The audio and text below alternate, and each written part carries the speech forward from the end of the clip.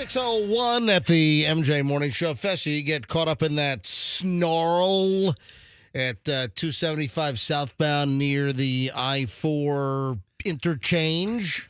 Yeah, I was kind of getting really, really dense when I was driving by about 20 minutes ago. What's going on? What did you see? Something about a hit and run. So some kind of a hit and run, and that caused police activity and fire and rescue. And I mean, I'm looking at the traffic cam at I-275 southbound, and it looks like I'm right live as we sit here at 6:02 a.m. Southbound, is that the I-4? Yeah. That's the I-4 exit. So southbound 275 at the I-4 exit to go I-4 eastbound. And that's the only eastbound route. Yeah, and there's all kinds of construction in there. It's all janked up. And right now, literally, I'm watching a wrecker tow a vehicle. It's moving right now. So the car is hooked up, and they're towing a vehicle. There's still a Tampa fire truck that's midway down the ramp. And then at the beginning of the ramp, looks like you got a bunch of road rangers sitting over there. It looks like traffic is beginning to move. So if you're driving past the flashing lights right now, 275 at the I-4 exit ramp southbound, if you're moving, I'm watching you drive right now because I'm watching the cars that are actually passing the two road rangers that are blocking the exit, and it looks like there's traffic that's sitting behind the road rangers waiting to get off on I-4. So that's kind of backing things up. Is that right? They have no choice. Otherwise, the other option is to go into downtown and then hang that U-turn. Make a U-turn and then, Yeah, so I mean, it's a mess all the way around. When I got there, when I was driving through, traffic was really dense because there was not a lot of authorities just got there. There was not a lot of authority there? Well, there wasn't any authority because I could see people. We should play the Authority song by John Cougar Mellencamp. And authority always wins. They usually always win. They have a really good track record. But I could see people like standing out of their cars. Oh, I could see their silhouette. People were standing outside of their cars because the ramp was blocked. So if I was behind the hit and run, I'm not going anywhere because it's only one lane there. Did you see any other mangled car? Was there? Well, no, because you got to remember, I'm trying to navigate traffic and stay in my lane. Yeah. While usually you're barreling at, barrel assing in your 75 miles an hour. Yeah, in your 2010 Cadillac DTS with peeling paint. And a non-working front passenger seatbelt. Yeah, all that stuff. But you could see the traffic was getting really, really thick. And then on the way in, Michelle's like, "You don't have to talk about this." I saw you were sleeping, Michelle. There were 5 super speeders. I counted them. 1, 2, 3, 4, 5. 5 super speeders on the Howard Franklin Bridge this morning. I mean, just no turn signals, just doing lane to lane to lane, easily in excess of 100 miles an hour. So not only flying at 100 miles an hour plus, but also changing lanes, no turn signals.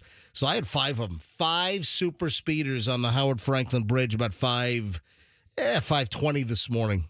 You think Highway Patrol would give you? You know what? A lot of pickup truck drivers are reckless sons of bitches. Seriously, a lot, whatever it is, a lot of pickup truck drivers are just because 2 or 3 of the super speeders were pickups, and I just noticed that. Yeah, a lot of a-hole pickup drivers in Florida for some reason. Go ahead. I'm sorry. I think it comes and goes. I think there's a-hole drivers amongst multiple brands and car shapes. Okay, thank you. Do you think we could call somebody and Highway Patrol would be the right agency to do this? Yeah.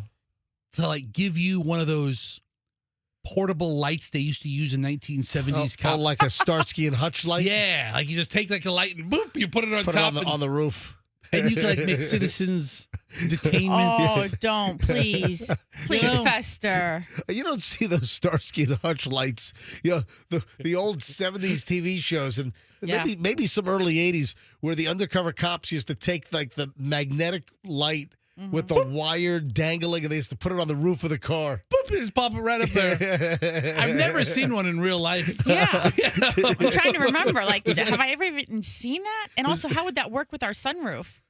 I mean, it kind of goes over the driver's area. No, if the sunroof's open, you put it on the roof and it falls right through back into your car. I mean, I just right don't through the even know. sunroof.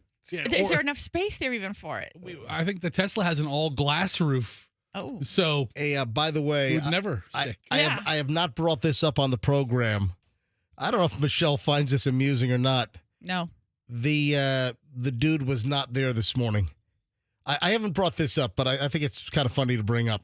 So as we're traveling down 4th Street, so south on 4th Street, first exit over the Howard Franklin Bridge, southbound, is 4th. And we head down there and then, cross over Gandy. And then our office park is just down past Gandy on 4th on the right. Right before you get to the traffic light at Gandy, maybe not, maybe a half mile or so, you've got the Winn-Dixie Plaza. Yeah. Which, by the way, that Winn-Dixie's closed. Oh, really? Yeah, 4th Street, St. Pete, Winn-Dixie, they shut it down. We'll shut it down. We'll do it live. They're turning it into an Aldi. So that Winn-Dixie is done. And they've got a banner coming soon, Aldi. So I don't know how quickly that's going to happen. But in that plaza, right there, that shopping plaza, it seems like it was every day for a while. And now it's maybe 2-3 times a week. And it sort of depends. If I'm running maybe a little late, he seems to be there more. There's a guy in a blue car. And he's just standing outside of the blue car in the parking lot. Okay. To the south of Winn-Dixie. There's like a Chicago pizza shop right there. Yeah, I think it's Wrigley's Pizza now. It was something else. Yeah. So right in front of that, there's a guy that just stands there with his headlights on. He's outside the car, like he's waiting for something. Like going to pick somebody up, drop something. I don't know. But he's there like numerous times a week. And I don't know, a couple of months ago, I just recognized that he was there a lot when I was passing by. So I'll do the little shave and a haircut shampoo. I'll give him the little I'll just Little toot him up. I'll just and he always just turns and looks at me. Yeah. So who's this whack job? Who's tooting? Yes. Who's this whack job that's tooting his horn at me every morning? Okay, so as we're speaking, as we're talking about MJ tooting this whack job. Yeah. Oh, that didn't sound right. All right, the Road Rangers have just, was it 3 Road Rangers? 1, 2, 3. Or maybe that's a wrecker as well. All right, so traffic has just opened up. I mean, literally as we speak, if you are on 275 southbound at the I-4 exit and you're all jammed up, it just started moving. Cars are moving. Hey, if you're, hey, hit your brights. If you're on the exit ramp and you're listening to the MJ Morning Show, just give us a little flash. Give us a flash. We're watching. Go ahead and start flashing your bright lights.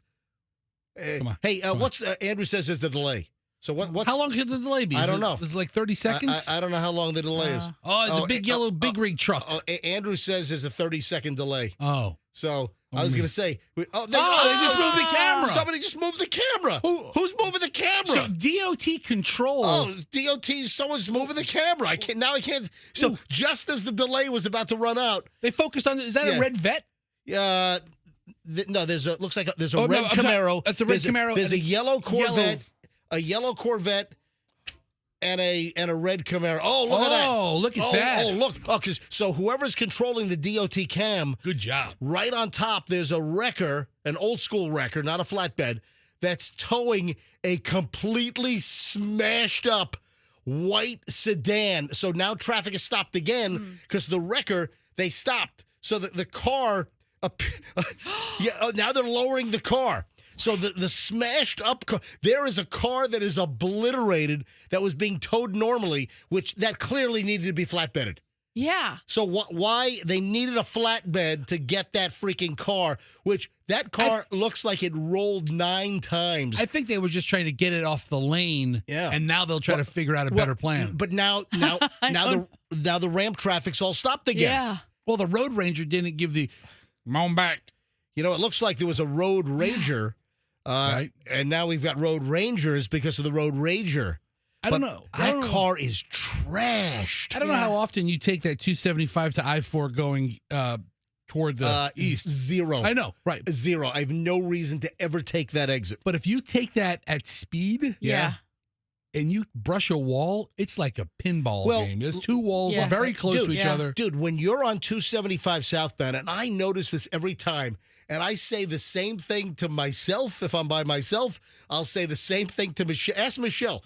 When you're on 275 southbound and you're going through Malfunction Junction and you go underneath I-4 and you're heading right toward downtown, the amount of car paint and black marks all over that left wall, it's like a complete solid stripe now. Who are these people that are crashing into that wall? I mean, it's like a nonstop line of. Where are they going? What are they doing immediately afterwards? Yeah. It's become a game. I enjoy now getting stuck in traffic, like standstill traffic, because I could really stop and appreciate it. Bester. It's like wall art. It is.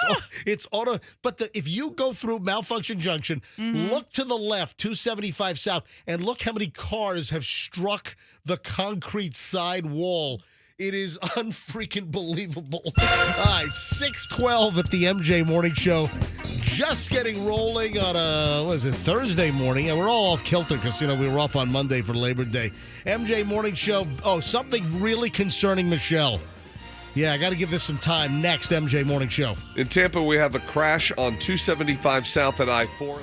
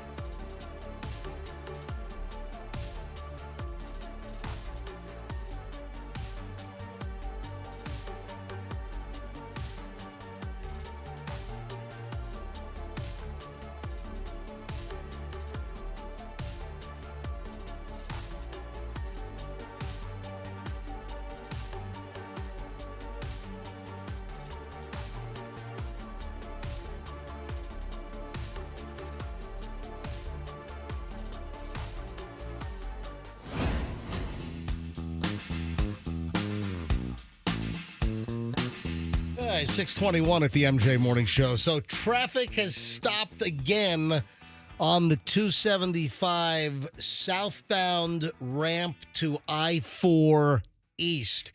And exactly what did I say? What did I say?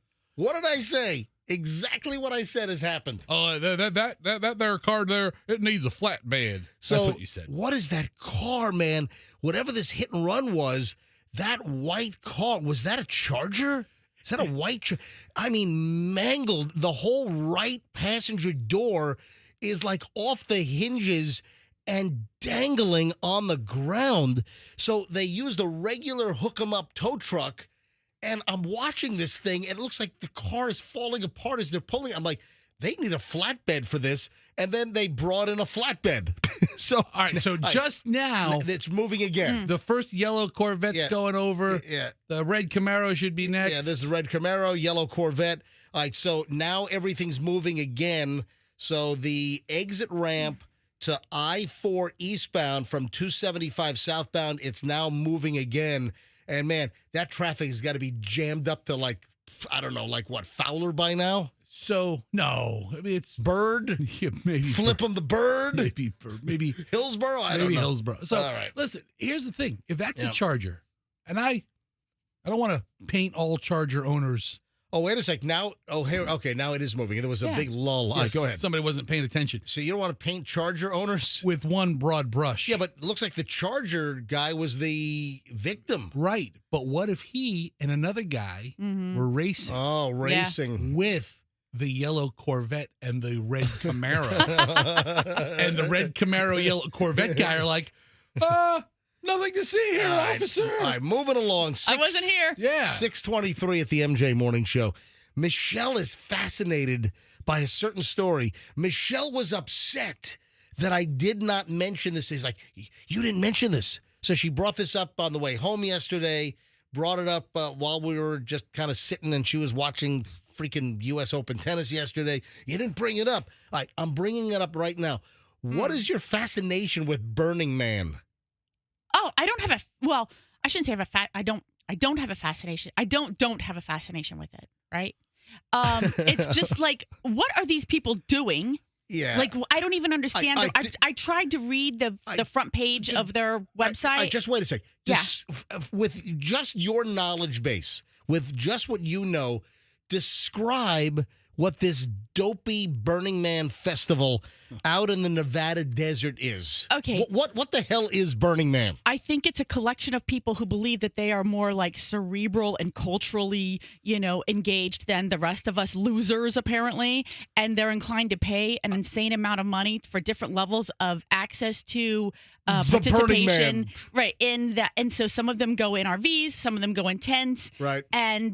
And then they've been known, I think, to lead. What they do is they build like a village or a city that's so self-sustaining for the week where they can work from and engage on some higher level. They're not working, okay? That's what it says on the website. They will work for the week. We've known, not very well, but we've known of some people that go to Burning Man. And I'm telling you right now, total douche wagons. Totally. Yeah. So it's like, it ought to be called Douche Man. But here's the thing. Instead of Burning Man. This last year, I think in the past there was a complaint that they actually left all their trash there. And so they were like, here they come out into the desert. I mean, they're just destroying the place, right? So hold on. Wait. Burning Man has thousands and thousands and thousands of people. And most of them are very responsible for cleaning up. But some jackwagons have left. You're a Burning Man expert all of a sudden? One of my dearest friends goes every year. No, who's that? I'm not going to out my friend's name. Hold on. I'll show you. What are your dearest friends? Yes. Who I've never heard of. I don't know. Did he go this year? Yes. Okay, then I have questions. Sandstorm. Okay, so here's the thing. The first day there was like a haboob. Stop. These people are so intelligent that most of them don't realize they might have a sandstorm and they don't have shelter around them. They bring flimsy poles and tents. Half of them know and they bring shop goggles and the other half don't. And so they're showing you clinging to poles as they're blowing around, and now they've got sand like every crevice of their body. Oh, yeah. I'm like, that just sounds so exciting. There was such a sandstorm, like in the first day of Burning Man this year. They had sand up their cracks. Yeah. And then somebody's so intelligent, she's there, and what happens? She gives birth, didn't even know she was pregnant. Yeah, I'm like, do they have anything more than a defibrillator out there? I don't even, what's happening? I mean, they might have a couple of vials of penicillin and a couple of morning after pills. I think they got a couple of Narcan squirters. And now, they need it probably. And now, wait a minute, and now we have a dead man with no ID, nothing. We don't even know. They ID'd the guy. Oh my! What did finally somebody say? Hey, my dude went to Burning Man and hasn't returned yet. Michelle, Is this how Michelle, it works? What is going on out there? This is like a rave with idiots. All right, Michelle, calm down. Very Pastor, you probably have a great. And then they burn a stick man at the end of the whole thing and dance around like a bunch of. I don't know. That's the Burning Man. The man burns. I'm going to start a whole new thing. Burning woman. Burning woman. Why is it Burning Man and not Burning woman? Anyway, Michelle, calm down. You're going to have a heart attack over there. I'm like, what is going on? Here, look at some of these videos of the sandstorms. There was a crazy sandstorm. It's every year. It's like this time of the year. Yeah. And it's like August or early September. Is it over yet? It is. It's over. They burned the man. He's down. No. Wait a second. Something caught on. I think the whole thing caught on fire. It catches fire every year. No. Yeah, that's the purpose. It caught on fire before it was supposed to catch on fire this year. Okay. That was another incident at Burning Man. What's today's date? Fessa, do me a favor. Here's a video of my buddy on September 2nd. And he says, leaving Burning Man, heading to Reno. That's your buddy John? Yes. I've never heard of this guy. I don't care. You don't have to hear of my friends. It's okay. How many friends do you have that I don't know? 3? 4? I mean, I got to be honest. Whenever we talk about Burning Man or it's on the news, I think of that Wicker Man movie with Nicolas Cage. Oh, yeah. Wicker Man. Yeah. So, but look, if you go back to some of the videos he posted, the first couple of days, it was a mess. Just look at the sandstorm mess. Is your friend John a douchewagon? No, he's one of the coolest guys I know. So what is he? This is what he does. Can you go to Wikipedia? I mean, people think you're a douchewagon. I want a daily account of what happened out there. Between you and your isms, can we call him? Can we call him right now? Right now? Yeah. I don't think I could call him at 6:30 in the morning. I don't even know where he is. Is he back here yet? I don't know. I mean, I don't talk to him every day. If he's out in Nevada still at Burning Man, it'd be 3:29 in the morning. So 2 days ago, he posted that he's driving to Reno. So he's probably in transit back. Oh, that's the biggest little city. So they say. That's Reno 911. That's right. Yeah. But look, this is, what day is this? This is a week and a half ago. Do me a favor. I got to be honest. That looks like a boatload of butt. Can you go to Wikipedia, just type in Burning Man, and I just want to read the description of what Wikipedia says the Burning Man Festival is all about. So go to Wiki and then Burning Man. Wikipedia. All you gotta do is, in Google, just type in Wiki Burning Man. And it'll come. Burning Dude, you're doing Man. 9 extra steps here. And yet we're there. All right. The internet works so quickly. You're there 3 times slower. Good thing I have you to talk with words that are unnecessary. Burning Man is a week-long, large-scale desert event focused on community art, self-expression, and self-reliance, held annually in the western United States. The event's name comes from its ceremony on the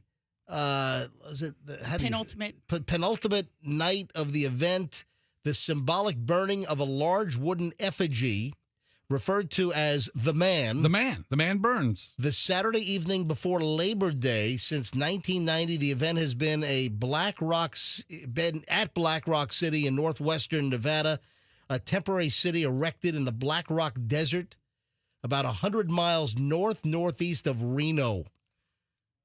So it's in the middle of nowhere. It's a big douche fest is what this thing That's is. what I think. Yeah, okay. So, Michelle, you agree, douche fest, right? Yeah, I'm going to start burning women. So then Go ahead. A dude shows up dead. So what? People die all the time. But listen. People die at Disney every week. This is a homicide. But this guy was found in a pool of blood. It wasn't like an OD, like he was foaming at the mouth. So he's been identified, Michelle. Thank goodness. I saw this last night. The Burning Man attendee killed at the festival Saturday has been identified as a 37-year-old Russian national who had been reported missing. This sounds like a Vladimir Putin hit at Burning Man, is what it sounds like. Vadim Kruglov was discovered in a pool of blood, dead. That's usually what you're discovered in when you're dead, right? Oh, my God. So what? So they finally ID'd the dude, but they don't know what's going on here. They don't have a motive. Who killed this guy at Burning Man? Whoever it was is gone now, and all traces have been blown away. What a mess. Unbelievable. All right, 6:31 at the MJ Morning Show. Michelle, okay, are you happy we talked about Burning Man now? No, it was in your pile earlier this week. I don't understand what your issue is. People die all the time. People give birth all the time. Yeah, in a pool of blood at a festival. Listen, how many people were there? You get a couple thousand people together, one person's going to die. I don't know that anybody's ever died at Coachella. Oh, I'm sure. I bet you. Oh, I bet you people have OD'd. Yeah, people have OD'd at Coachella. Yeah. People have died at Coachella. Yeah. People have given birth there. Killed. What was the female concert? Not Lollapalooza. Methapalooza. No, what was it? I forget. I think people have died at Methapalooza. Yeah, people died Uterus Palooza. All right, it's 6:32. Lilith Fair. Oh, I bet you people died at Lilith Fair. I would never go to that. Lilith Fair. Remember that? Is that still around? I don't know. No. All right, 6:32 at the MJ Morning Show. Good news. Early morons in the news. As usual, a spectacular pile of morons in the news. Next on the MJ Morning Show here on Q105, weather-tight windows and weather-tight mic. This is the guy you want when it's time for window and door replacements.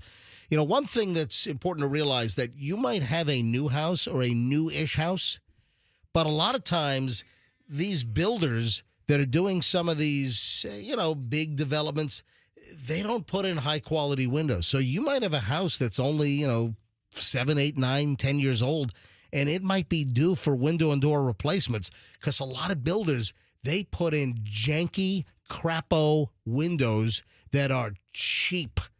They put the money in some of the other finishes like kitchens and bathrooms, And a lot of people don't realize they're getting junked up windows. So you might need replacements sooner rather than later. Or maybe you just have an older house and it's time for window and door replacements. Maybe you want to do hurricane-rated windows. WeatherTight windows, WeatherTight Mike. They only use PGT custom windows and doors, made right here in Florida. They know how to build them for our Florida climate and our weather. But you also get the best installation from WeatherTight Mike. You got to have good installation.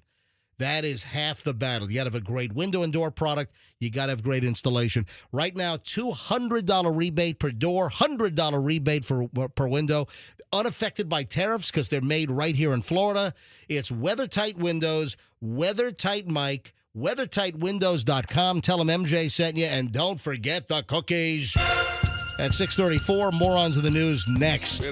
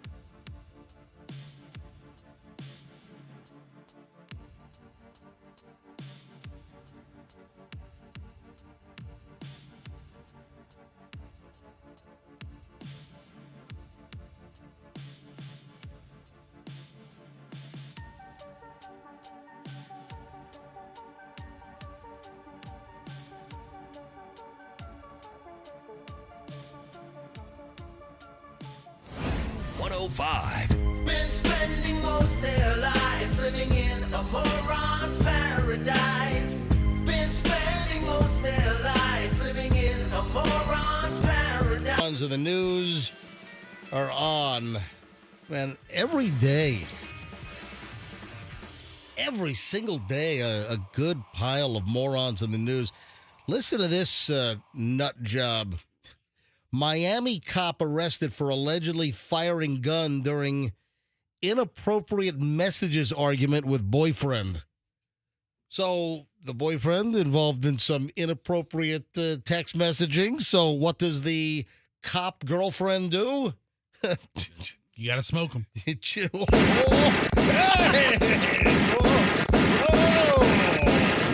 Yeah, rootin', tootin', shootin' is what we got going on here. A Miami cop arrested and fired from her job after she shot her gun during an argument with her boyfriend over inappropriate messages found on his phone. Yeah. Stephanie Canizares, 27, will be looking for a new career. She turned herself in last Friday after initially fleeing when cops arrived. So you have a cop fleeing from cops. Oh, my. Was she in uniform? That could get confusing. Yeah. Yeah, So who's who? So she fled cops as cops approached her home, finally turned herself in. She then, this is according to NBC Miami, she then admitted to the police that the incident was sparked because she found text messages on her boyfriend's phone.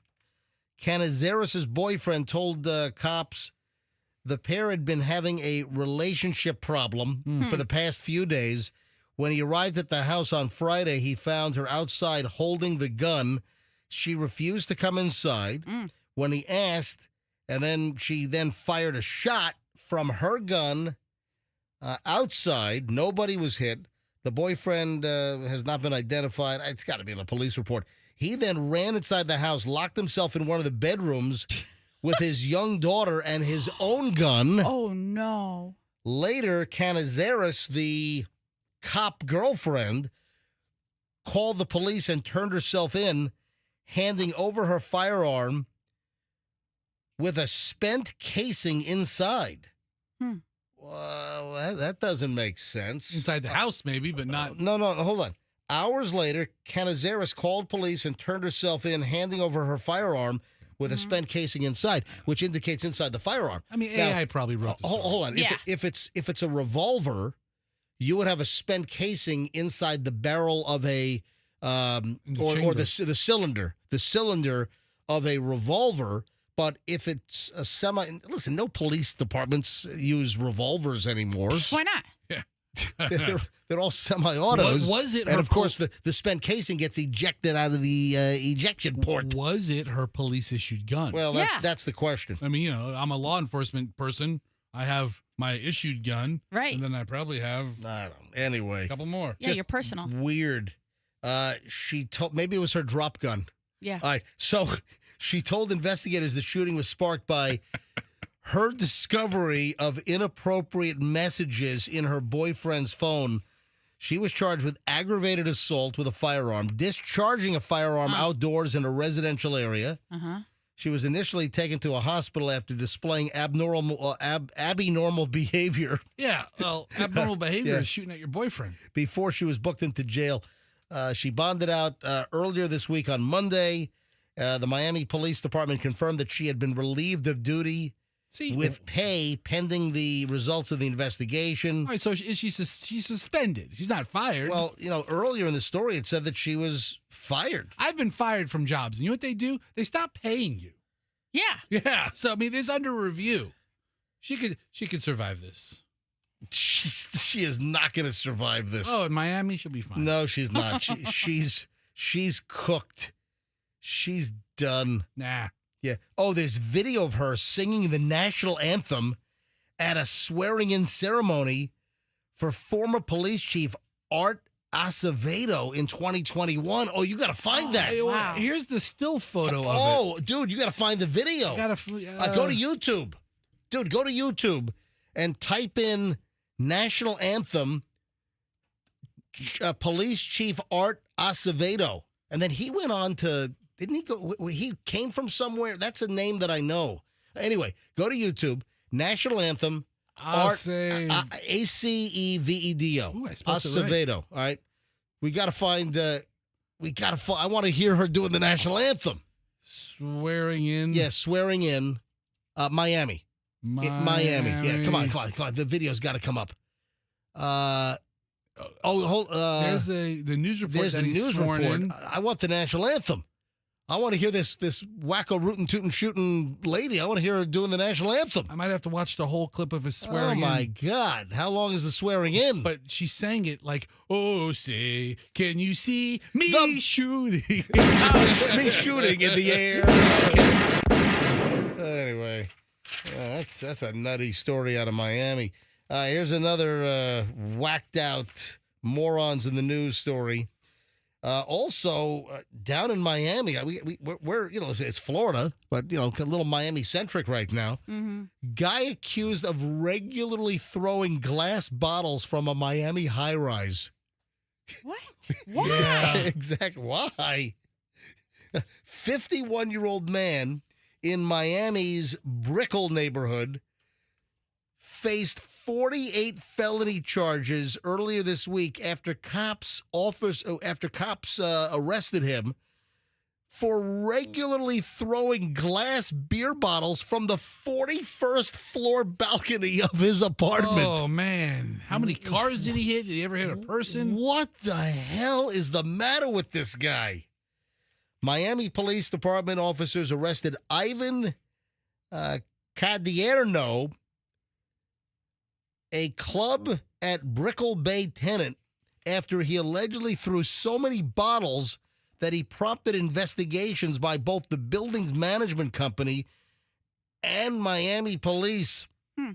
The bottles could have easily struck pedestrians, residents, or vehicles below, causing serious bodily injury or death, a detective wrote in the arrest of this moron. Miami-Dade prosecutors filed a felony case against Cadierno, who was born in Spain last week. He faced 24 counts of shooting or throwing a deadly missile and 24 counts of criminal mischief. So this guy would just chuck his glass beer bottle empties off of the 41st story balcony of his apartment down in Miami. I mean, that's something you can get away with in great moderation. Listen, Yeah. you can get away with it if you're sitting on the front porch of your double wide and you just chuck it into the yard. But hurling beer bottles off of a 41st floor balcony? That's maniacal. I mean, Why? Obviously, Yeah. the guy doesn't recycle. That's offensive. Buildings management company blamed Cadierno for about $140,000 in property damage. Oh, wow. That seems high. Yeah. Including the purchase and installation of a net and a surveillance camera system before they could stop him. Wait a minute. They set up a net and cameras to try to catch whoever the hell was chucking beer bottles off the balcony? Was there no suspicion as to who it was before they had to go take all of those measures? I mean, really, how many apartments are there? Like, you know who's in those apartments and when people are home, when it's maybe happening. I mean, if it's like the broadside of like an apartment building, it could be 41 apartments. It goes all the way up. Yeah, but don't you think people will talk? I mean, he had to have been seen or I don't know how something. long he was doing it, but Yeah. now how long was he chucking this stuff? You know, it's not often that I do foreign morons in the news stories, but this is just horrific. This is just crazed. A wrestling coach. This is a high school wrestling coach. I'm sorry, a middle school wrestling coach. I strive for accuracy. A middle school wrestling coach in South Korea has been arrested and fired for hitting one of his students over the head with a shovel. You're going to learn, man. Wrestling coaches are tough. You're not doing the half Nelson properly.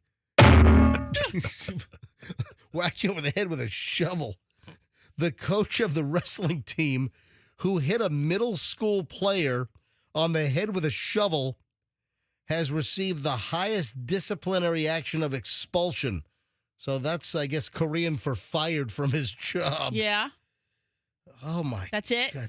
We've expelled the coach of a middle school in Gyeongsang-buk-do Sang-ju. Yes, Yongbong Sang Ding Ju is middle school. Will never be the same. The wrestling program there is the pride of Seoul. By the way, you know what their mascot is? What? The Fighting Kimchi. I love kimchi. I buy the big bucket of kimchi at Costco. Really? And Michelle hates it. She's like, "You're not sleeping in the bed with me if you eat the kimchi." It makes your breath smell horrible. Well, because it's, spicy and Yeah. garlicky and. But Man, and you can't there's nothing you can do about it. Like it has to just go away naturally. You can brush your teeth, you can use, mouthwash, whatever. But then it just permeates the whole air that you're breathing. Have you ever been to the Lotte Market? yeah, Latte market? lot. Lot? I think it's just lot. I call it Lotte. Welcome to America. Yeah. Yes, I have been to the lot market. Yeah. Have you, Pastor? Up in New Tampa. Yes, I have. Yes, I've been there. That's a Korean market. Yeah, and they got a kimchi aisle. Oh yeah, it's kimchi palooza. Yeah, I mean, Costco might have 1, 2 types of kimchi. I like Korean food, and many people that know me know I love the Korean meat. Yes, big fan. Yes, big fan of the Korean meat. But no, I like kimchi. I like a good Korean barbecue. Do we have a real deal Korean barbecue? I ran into some dude that said that, oh yeah, we just bought the property on Southdale Mabry. It used to be it used to be a sushi bar and Korean food on Southdale Mabry. Yeah. Just north of Kennedy, south of 275. And I met a guy that said, oh, we bought the property. We're turning it into a real Korean barbecue. But wasn't that a while ago? Yeah, it was like a couple of years back. And then I'm watching them do construction. And the next thing I know, it's not a Korean barbecue. It's another freaking marijuana dispensary. Oh. Wow. I'm like, what happened? Maybe that's code name. What? Hey, how about a little Korean barbecue here? That's Korean for ganja? All right, so is that it? I typed in Korean barbecue Tampa. Yeah. There's a place called Hong Barbecue. Yeah. Hong Barbecue and Hot Pot on Fowler Avenue. Oh, that's got a 4.9. I'm about to say really high ratings. Wait a sec. A 4.9 with 7,300 reviews? Wow. That is Hong Barbecue and Hot Pot on Fowler. How have you never been to Hong? A 4.9 with 7,900 Google reviews? That is tremendous. I know where this is. This is kind of more toward 75. I know where this is. I'm going to Hong Kong Fooey. When are they open? They open up at 1 o'clock today. You know what? I thought, you want to hear something funny? Sure. How much time do I have? I don't know. So my brother was in Virginia Beach visiting a friend. This was, a month ago. And he's like, yeah, we're going to a new Chinese restaurant. And I said, hey, Michelle and I, when we were in Virginia Beach last year, we went to this really amazing new Chinese restaurant. And I typed in Hong Kong Fooey, right? Oh. And he's looking all over for Hong Kong Fooey. Yeah. I'm like, dude, that was a Hanna-Barbera cartoon when we were growing up on Saturday mornings. Hong Kong Fooey, #1 super guy. Yeah. Hong Kong Fooey. I don't know why it took it. Like, he never even figured it out. You had to tell him. You either know for 20 minutes. If you don't know, Hong Kong Fooey doesn't sound that but out of line. Dude, Really? Is that not? I'm sure that Hanna-Barbera still maintains the trademark for Hong Kong Fooey, but would that not be a phenomenal name for a Chinese restaurant? I love it. Hong Kong Fooey. That would kick butt. All right, 6:54 at the, and it was supposed to be a movie. Remember, they were supposed to do a movie. They were? Eddie Murphy. It was supposed to be like an animated live action, like a combo, and the movie got scrubbed. All right, I got to take a break. 6:54 at the MJ Morning Show. When we get back, the 7 o'clock hour is on. Hey, they should have taken the lump sum. Also, this will work in nicely to Powerball, which no winner again last night. Man, this thing is heading toward a whopper, I think. All right, hold on. Back in a second. Don't move. MJ Morning Show here on Q105, 104.7 FM. If your air conditioning dies, what do you do? I'm going to make this very easy for you, folks. When your air conditioning does die, and it will, you're going to have a busted air conditioner at some point. I don't know if it's going to be today, tomorrow, whether it's going to be next week, next month, next year. But when your air conditioning does go, you call my friends at Plan B Air Conditioning. 813 Plan B AC. If you want a top-notch, honest air conditioning company, you want Plan B Air Conditioning. It's planbairconditioning.com. Phone number 813-PLAN-B-AC. Whether you need a repair. They love fixing units. When other companies say, oh, no, there's a shot. You need a new air conditioner, $6,000. They love going in and fixing it for hundreds instead of you spending thousands. But if you do need a new system, they'll beat any other company by at least $500. If you mention me, MJ, to Plan B Air Conditioning, they'll take 10% off your bill. They just put in a brand new Daikin system in my house, Daikin Air Conditioning. Speaking of South Korea, that's where they're made. Number one AC builder in the world, Daikin. It's Plan B Air Conditioning, planbairconditioning.com, and tell them that MJ sent you. Carpet cleaning time is now, and there's a great offer on the table from Zero Res. So summer's winding down. If the carpet got all trashed during the summer, the kids all over the place, get your carpet cleaned with this amazing September offer from Zero Res. The more you clean, the more you're going to save. Check it. 3 rooms of carpet cleaning, just $119. Just $119 gets you 3 rooms of carpet cleaned. You want 4 rooms? $154. You want 5 rooms? Just $179. You can save a boatload here right now, folks, with Zero Res. Zero Res, the best cleaning around because they use ZR water, electrolyzed patented process. They don't leave the heavy soap, shampoos, and chemicals the other companies leave. That residue attracts dirt faster. That's why you want Zero Res. ZeroResTampaBay.com. You got to tell them MJ sent you to get these specials. ZeroResTampaBay.com. Call them up. Tell them that MJ from the MJ Morning Show sent you. Zero Res, the right way to clean. Traffic at 6:57. MJ Morning Show back in a minute.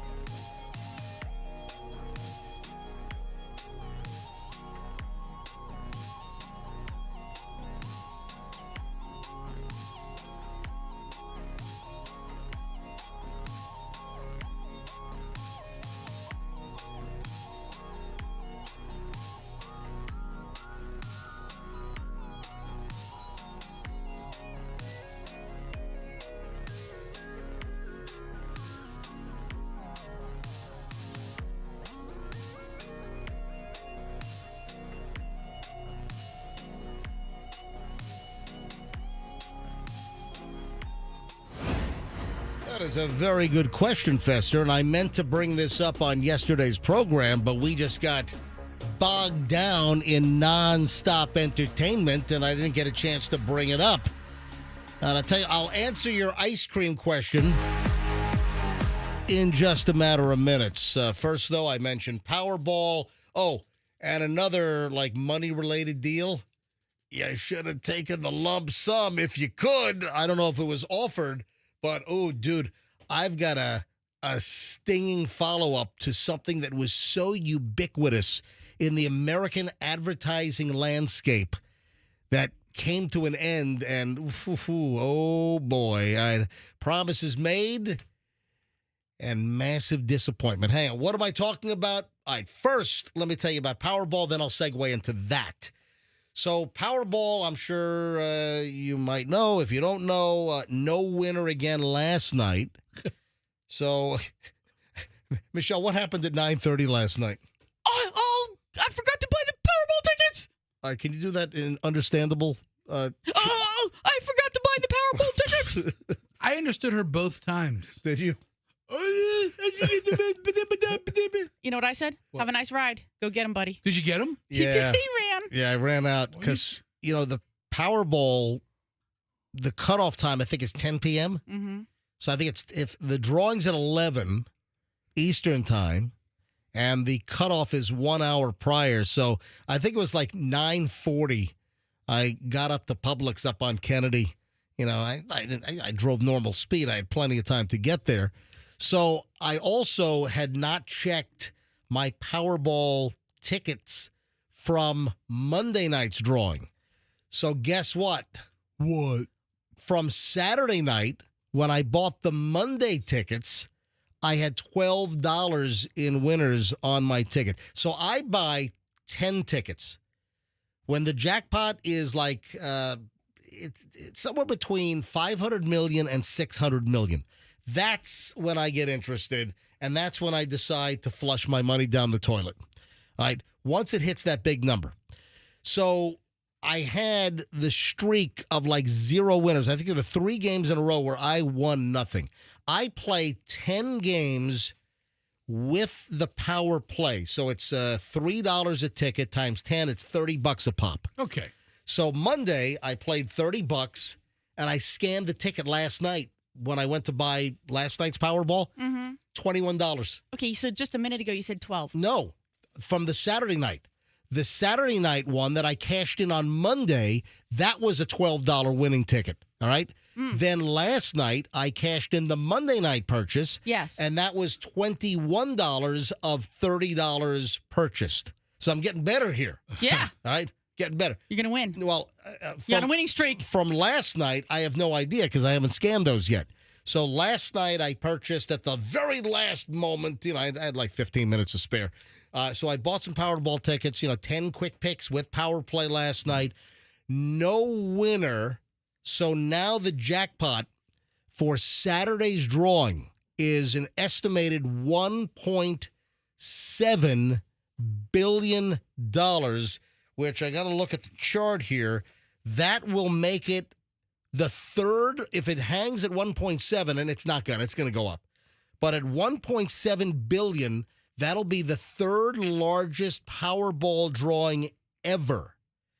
The number one is that Edwin Castro guy. Out in California. Yeah, the chubby dude. That now has 5 homes and all kinds of exotic cars. As he should. And getting girlfriends that he would no way have gotten in 10 million years. What's your plan for the money? I mean, it sounds wonderful. So that was the largest Powerball jackpot, and that was $2.04 billion. And after the lump sum and taxes, he didn't even clear $1 billion. But still, what was it? 7, 8, 900 million. That's fine. No problem here. So that was number one, and that was one. And remember, there was a whole dispute on that. Remember, there were 2 other guys that claimed, no, they were the winner. Just a convoluted, crazy story and lawsuits and legal battles. And all lies. Yeah, I don't think they got anywhere with that. And then number 2, so that was California. Then number 2 is $1.765 billion. That was California, October 11th of 2023. And then number 3 is $1.6 billion.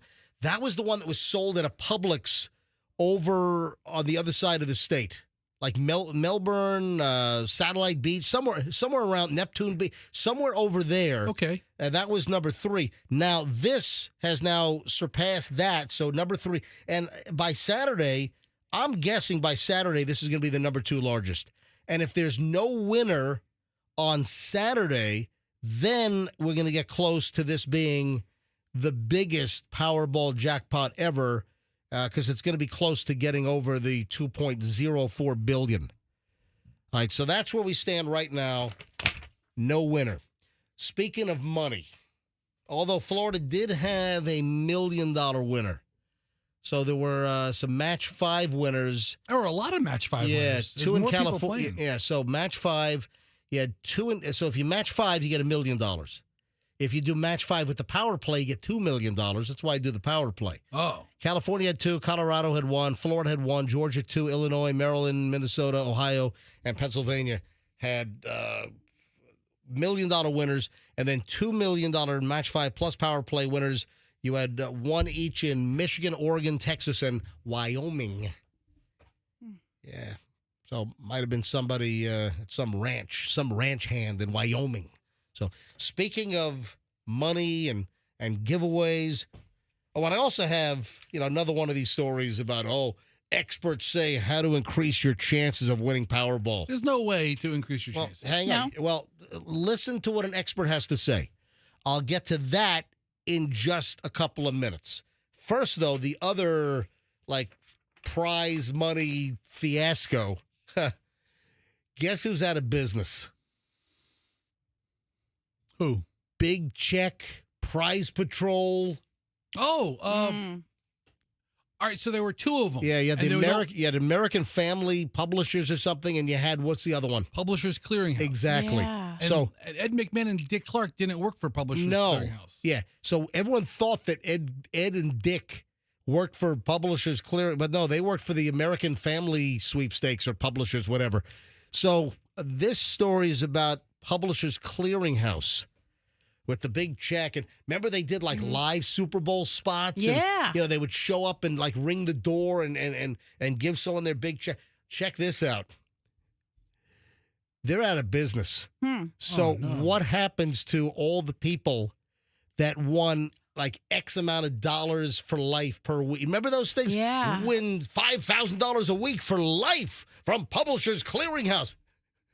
You would think that they would have to put that money in escrow, you know? It's some kind of, Yeah, so it's there, but no.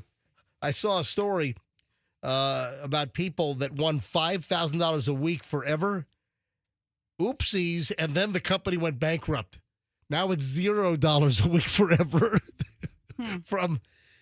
So this happens to be in Oregon for decades. This is from KGW TV from Portland, Oregon.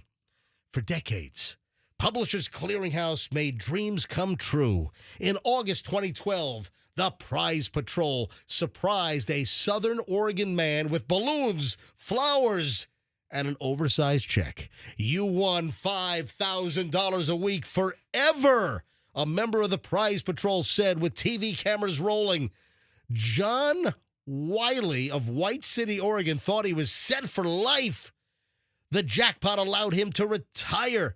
Wiley moved closer to his kids and bought a house on 6 wooded acres near Bellingham, Washington. Sounds lovely. Every January for the past 12 years, Publishers Clearinghouse deposited a prize payment of $260,000 into his bank account. But this year, the money never came.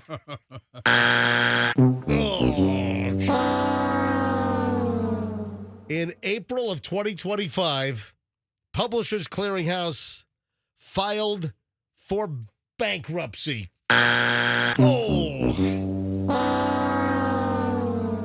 So I guess they stopped paying people earlier this year, and they filed for bankruptcy just back in April.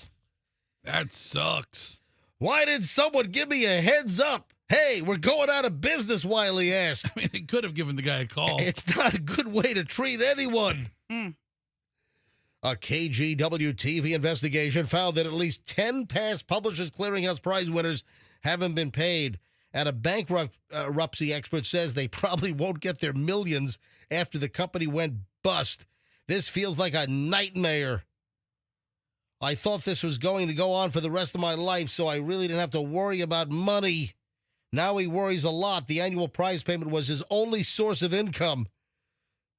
The bills are piling up. All right. The 61-year-old has trouble finding a decent-paying job. I'll tell you what. You know who's hiring right now? You know where you need to go, dude? Where? Yes. Get an orange smock. Yeah, where are the washers? What aisle? So This guy's going back to work. if you're of the belief, That sucks, yeah. MJ, if you're of the belief that every year $250,000 is getting in your account, you're burning through it. Yeah. I mean, it's like one thing if you think you're going to retire I'm and blowing through all the money in 24 because another 250 grand's coming in 25. yeah, I mean, it's like you're getting that check Yeah. on that day every year, 12 years in a row. You're burning it. I'll spend my last dime the night before. I know what day it's going to hit. I'm set again. In fact, I got $7,000 left. I'm lighting it on fire. That's it. How much money did Oh, he literally- Lord, it's a fire. How much did he literally burn or give away or give to the kids or something else that But this he is saved just nothing? This is one guy, right? There's 10 people like this. Well, there are a lot. No, I'm sure there are many more. And what about the people that won more than $5,000 a week for life? The guy that won $7,000 a week for life. Ah, Well, he's out of luck. How about the folks that won like the millions? Yeah. You know, when the big prize was given out. I don't know if they got a lump sum or if that was annuitized. Maybe you didn't even have the option. Why wasn't this money put in escrow? That should be the law, that if you've got liabilities extended out X number of years, that money, I would think, should be in escrow to be paid out whether they're in business or out of business. And now they're out of business. And you got this guy is out of luck. Just take the N out. That sucks. I thought that was a good, interesting story, huh? Yeah. The dude had a pretty good run, right? He still got $2.5 million out of this company, but he didn't save anything. Yeah, the story goes on. There's like they talk about a few other winners, but they're bankrupt. University of Oregon law professor Andrea Coles-Beery said bankruptcy proceedings involving these prizes, that these winners join the list of unsecured creditors.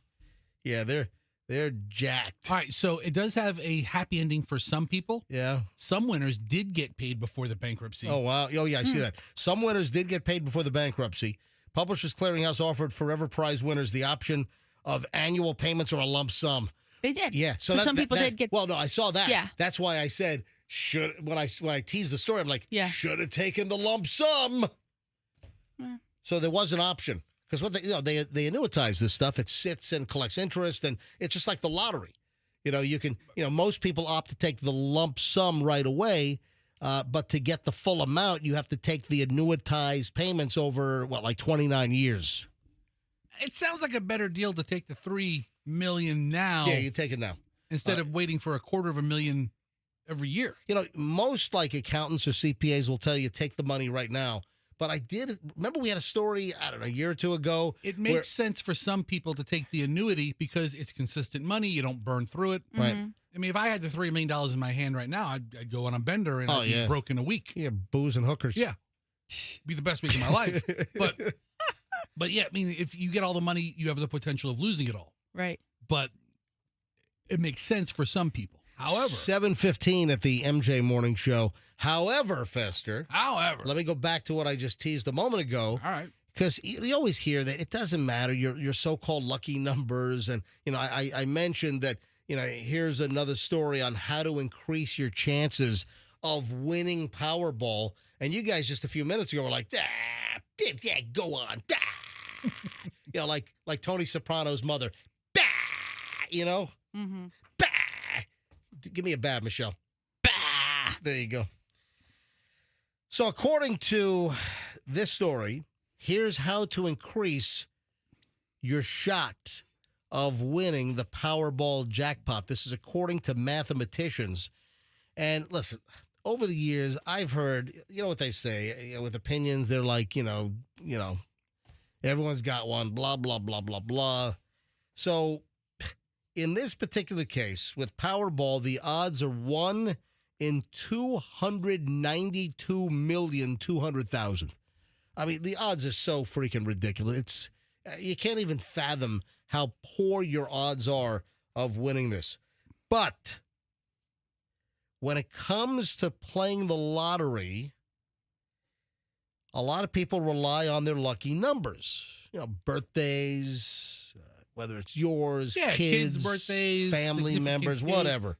And a lot of people fill out their tickets with birthdays or significant dates.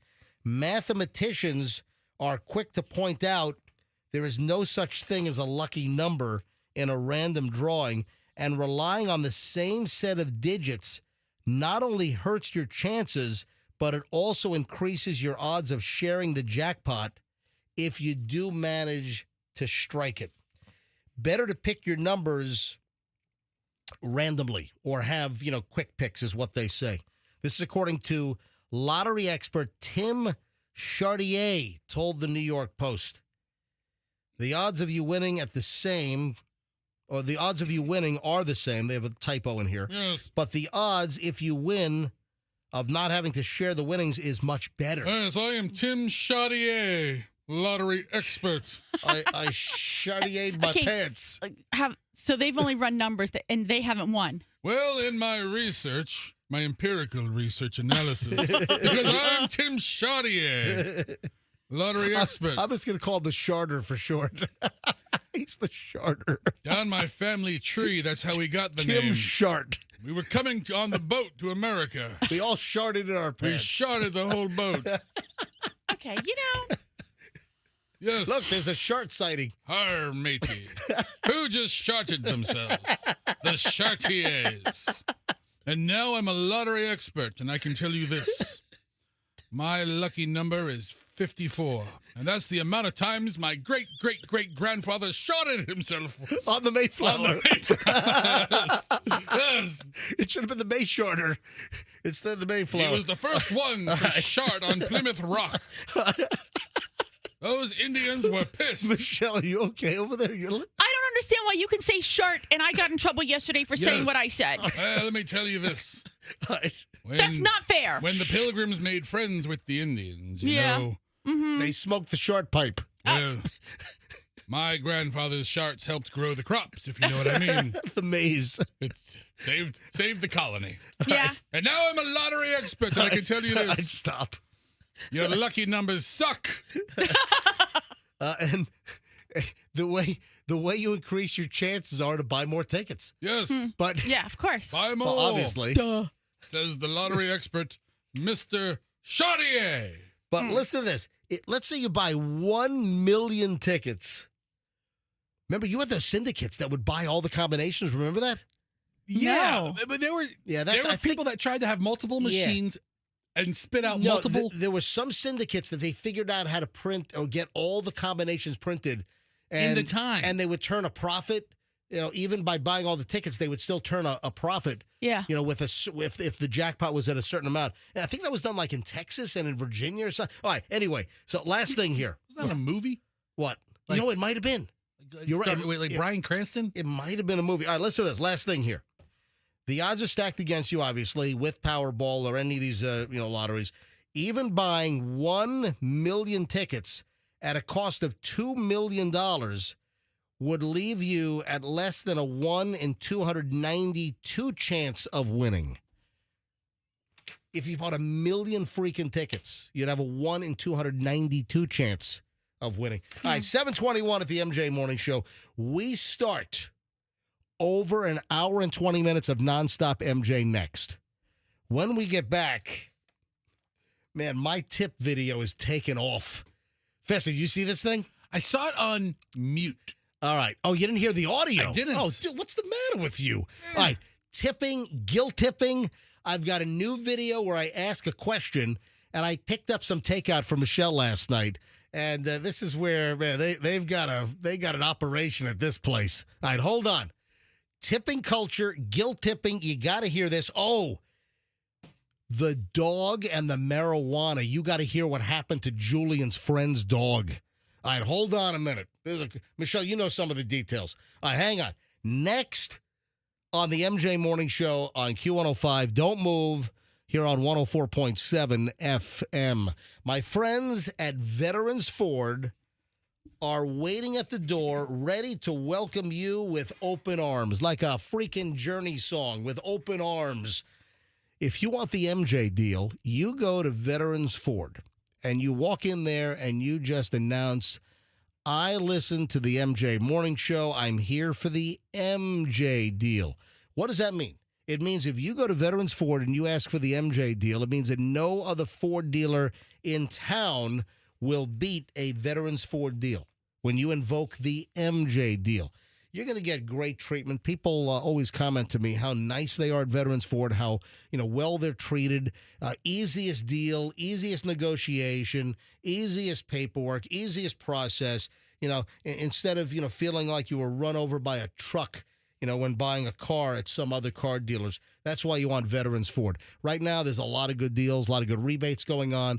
You got some 0% financing offers on a lot of vehicles. It's Veterans Ford, Veterans Expressway, and Line Bar, and tell them that MJ sent you. What is the Westfall way? I'm going to tell you right now. The Westfall way of getting your roof repaired or replaced is very simple. Westfall Roofing will put you, the customer, needs first. Your preferences first. Your satisfaction is a priority at Westfall Roofing. If you have any roofing problem, you have a leak, or if you need a new roof, if you need an assessment, if you want an honest assessment from an honest company, and you're not going to get rolled and they're going to find all kinds of problems and you don't know if it's real or fake. If you need an honest roofing company that's going to shoot you straight, since 1989, it's been Westfall Roofing, completely local and family-run, quality workmanship, timely communication, the best crews, continuous training, the best materials, quality workmanship. The average home in Florida needs a roof replaced in, usually 15 to 20 years. Are you that person? You have any leaks? You call Westfall. WestfallRoofing.com. It's the roofing company that I use at my house. WestfallRoofing.com for any roofing issue, and tell them MJ sent you. Traffic is on. Shriners here, 724 MJ.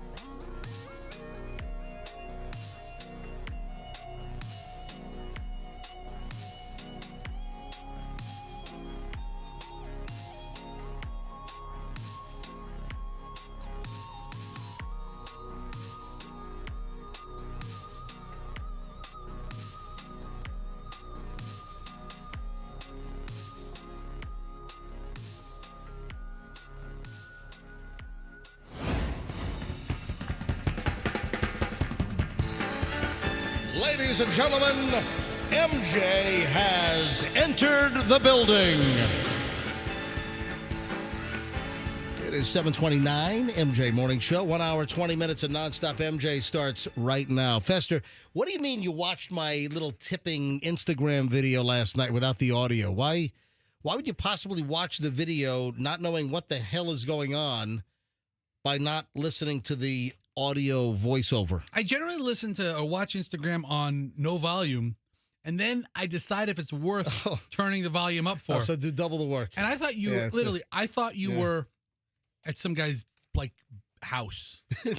I don't know what's going on here. I see you buying something, but I thought you walk good to this guy's like back patio. It looks like I'm like going to the side of a house. I've never seen a restaurant like this. In Suitcase City and getting like drug deal through a side window of a house. Is this a storefront? It is. It is. I'm just going to ask a question, and I don't know the answer. Right. Is this an Asian-inspired restaurant? It is. Okay. Yeah, it's Thai food. Okay. It's very good Thai food. They do it very. I miss Thailand. Michelle and I miss Thailand. The restaurant. We've never been to Thailand. Although Michelle, there is a scuba trip coming up in Thailand. Can I go? You can do whatever you want. Do whatever you want. So I see this. You say that like you can do whatever you want, and then like while I'm away, you're going to file papers for divorce. Roll the dice, pal. Maybe. That's the ultimate case of scuba diving fafo. Mm-hmm. Scuba diving fafo. Yep. So, all right, where was I? This looks like the jankiest operation I've ever seen. Thailand restaurant. Mm-hmm. Southdale Mabry. I miss them so much. Oh, Anyway, they miss you. They do. They're not coming back. Yeah, they were like, "Oh, Mr. MJ, we miss you so all right, much." go ahead. So what were you going to say? This looks like the jankiest restaurant in the history of mankind. Well, it used to be like a sit-down restaurant, and apparently during COVID, they shut down all of their in-restaurant dining, and they went to a. This is the alternative. They went to a pickup and like Uber Eats, DoorDash model. It's only like pickup or delivery. That's the only thing they do. Mm-hmm. So they obviously went to Home Depot right up the street, and they spent about $200, and they just bought plywood and like a door. It's an unpainted door. It's got a steel plate where the deadbolt should be. It's like $14 handle. Like, you know those check cashing places where it's just a wall of like you can't rob us. You know what I'm talking about? Mm-hmm. It looks like this place could easily be robbed. Anyway.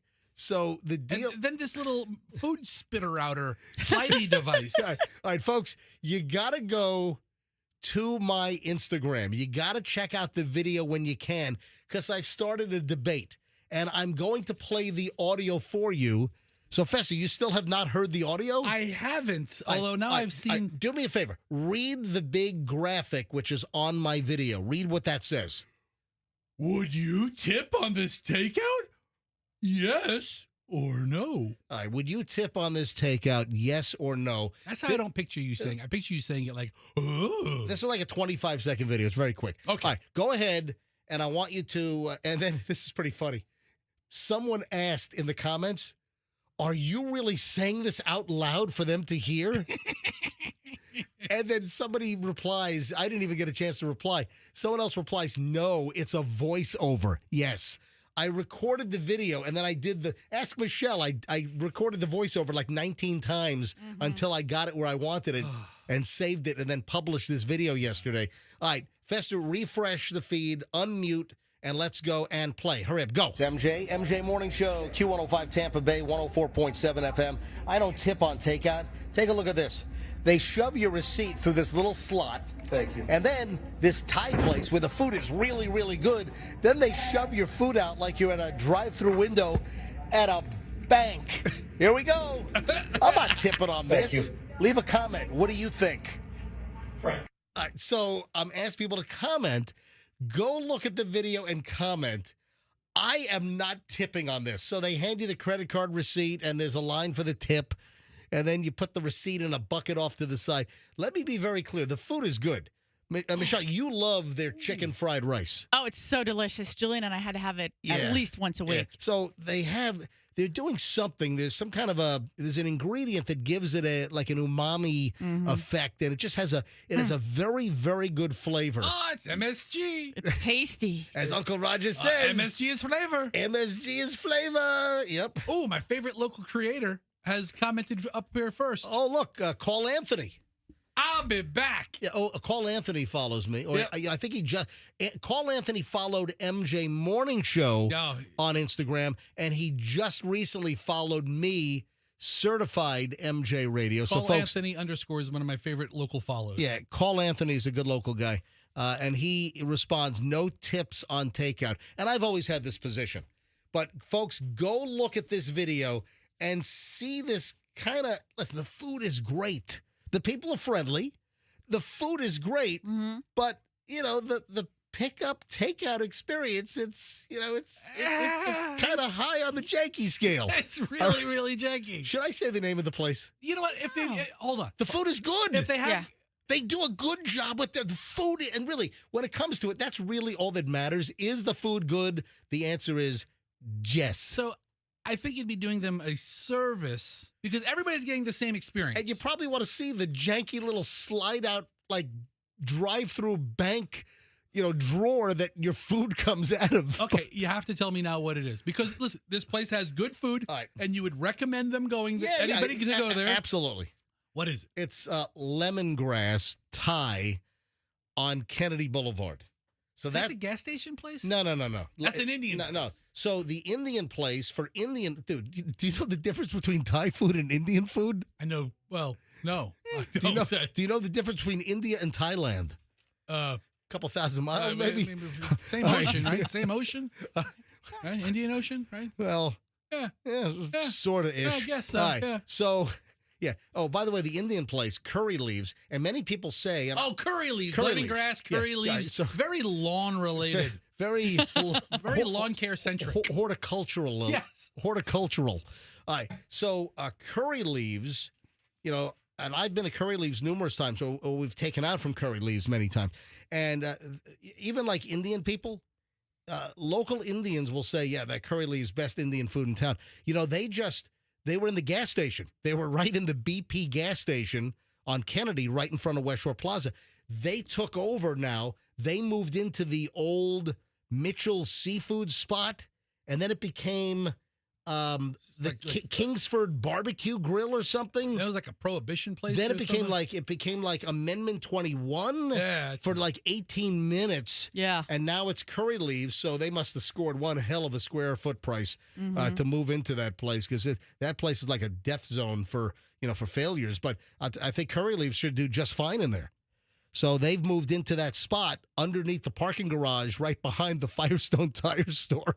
So anyway, so curry leaves supposed to be good. Back over to lemongrass. So, since Thailand shut down, because we went to Thailand for decades in South Tampa, we had to find a new Thai place. And there was a decent one on Southwest Shore that closed. Well, Jasmine Thai, they packed up shop. I don't know where they went. Yeah. Got all tied up. Exactly. They got tied up in who knows what. All right, so we had to find a new Thai place. And, I think we took out from Lemongrass years ago, or maybe even ate there. I can't remember. Anyway, so we've been using Lemongrass now, and they do a nice job. The food is good. Yeah. But the takeout experience is really, it's unmatched. It's fun. I've never seen this little, Is it authentic to like street takeout in Thailand? I don't know. Maybe it's a very real experience. I don't know. Listen, look, as far as American Thai food, they do a very nice job. All right, so they put your receipt through this like little slot, and it's almost like they think that the monkey virus is now taken over. That little slot's not going to stop anything. I know. I could cough right through that. All right, so they hand you this thing through this little slot for you to sign the credit card receipt, and then they made this homemade like bank teller drawer, and they shoot out your food on a little sliding tray. It's like anyway. It's like if you built cabinets in your house and the bottom cabinet had a pull-out tray for pots. Anyway, the video is on my Instagram, Certified MJ Radio. Go look at the video and leave a comment. Would you tip on this takeout? Yes or no? Leave your comment on my Instagram, Certified MJ Radio. All right, moving along.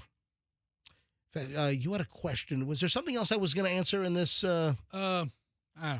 I know you asked about the ice cream. I'll get to that. I asked that a little bit ago. Yeah, I'll get into that in just a bit. On to the dog story. The dog story, I hear Michelle on the couch speaking to Julian. I soon found out, I figured out she's speaking to Julian. And Michelle's like, what? Oh, my God. Is the dog okay? What? Oh, my God. And and during the conversation, when you're having a conversation with someone and you're like trying to process everything, and then someone else is hearing the conversation and they're going, what? Tell me what? It's like, stop. And you're giving them the stop. Wait, I'm getting the. So I'm doing that to Michelle because Michelle's like, oh my God, what? Oh, is the dog okay? All right, Michelle, what happened to Julian's friend's dog? She ate a bunch of the, what do you say, THC or whatever, marijuana-infused gummies.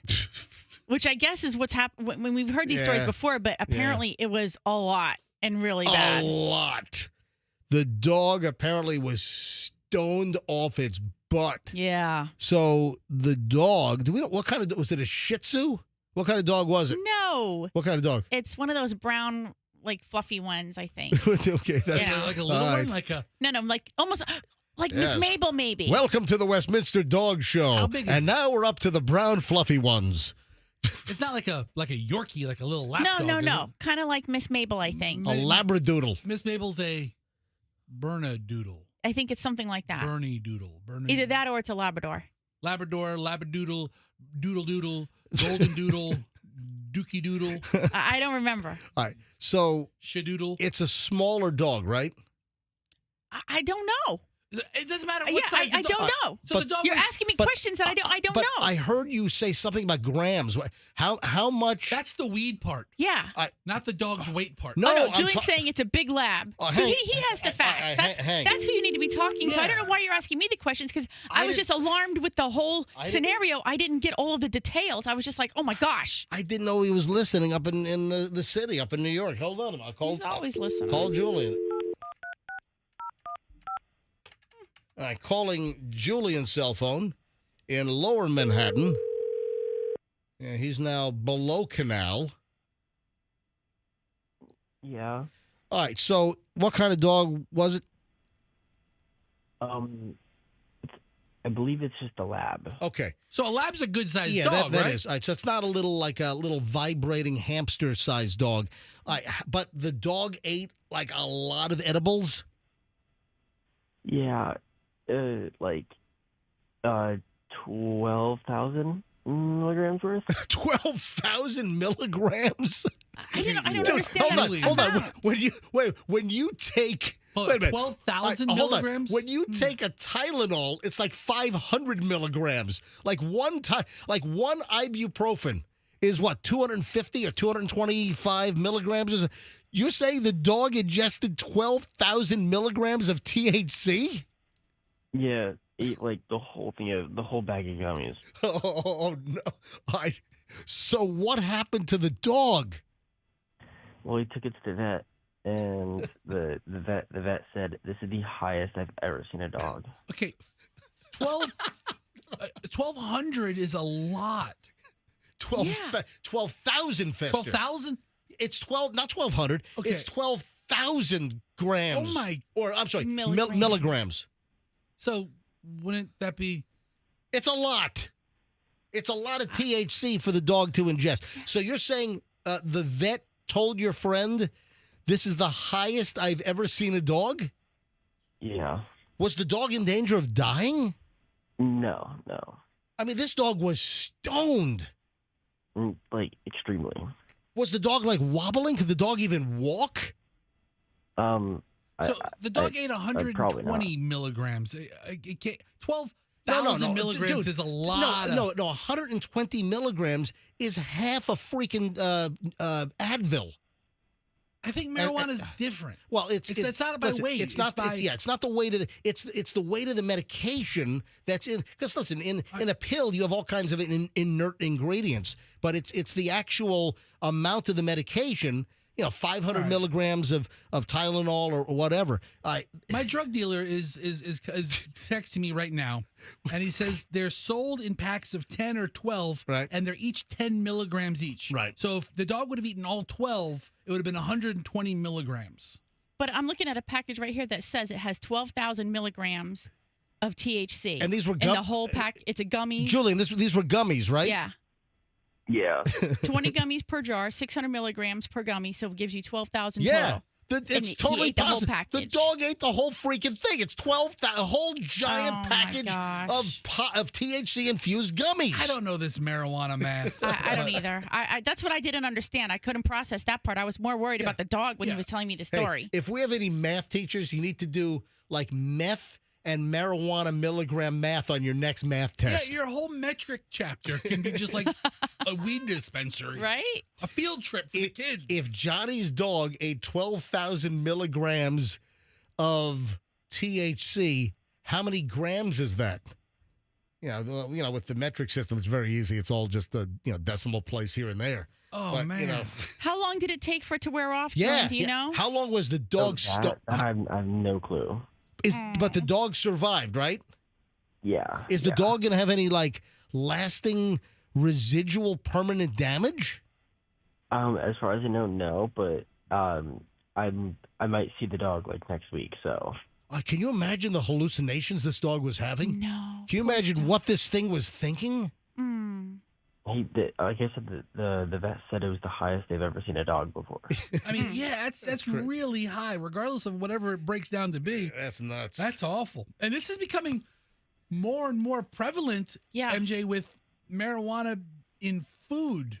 I mean, you leave a plate of food around or a candy around or a gummy around. Kid eats it. The kid eats it. The dog eats it. Halloween is coming up in, 2 months, month and a half. We have a story every year about somehow, marijuana-infused candies ended up in the trick-or-treat bucket. All right, Julian, have a great day. Man, Hey, so we're going to see you soon. We're going to be, Michelle and I will be up in the city. We're going to go, we got to go put all of Chloe's furniture together. So Chloe got Chloe's new bed arrived in 2 small boxes yesterday. So I got to go put that together. Chloe's couch arrived. That was the $320 couch from Home Depot, arrived in 3 boxes. So I got to put that together. And then we'll head down and see Julian for a day or so in the city. And Julian, is a Series Pizza, is the line still nuts? Am I going to be able to try it? I have not been, but maybe I'll go check it out again today. Yeah, Julian was there before that Portnoy douche showed up to review it, and then it kind of blew up. But there's a new pizza shop from 2 prep chefs or sous chefs from, triple Michelin star rated 11 Madison. So 2 former cooks there. They opened up a place called Series Pizza, and it's like all the rage. And everyone says the tomato pie is just outrageously good. So Julian was there, and he's like, man, Julian went with his girlfriend, and they loved it. And then the place blew up, and then it's like a 3-hour line. Listen, I don't wait for 3 hours, So scope it out and let me know, if Michelle and I can make it there, okay? Alrighty, I got you. All right. Yeah, so next week, I'm not going to, what? I don't know. I just think it's weird how you refer to your wife by her first name when you're talking to your kid. Yeah, what was that? Right, well, yeah. Put it in the complaint box. Julian, tell me when Michelle and I, who? Oh, you know what? Oh, your mother. You know what? The new MJ airbrushed mailbox. Yeah.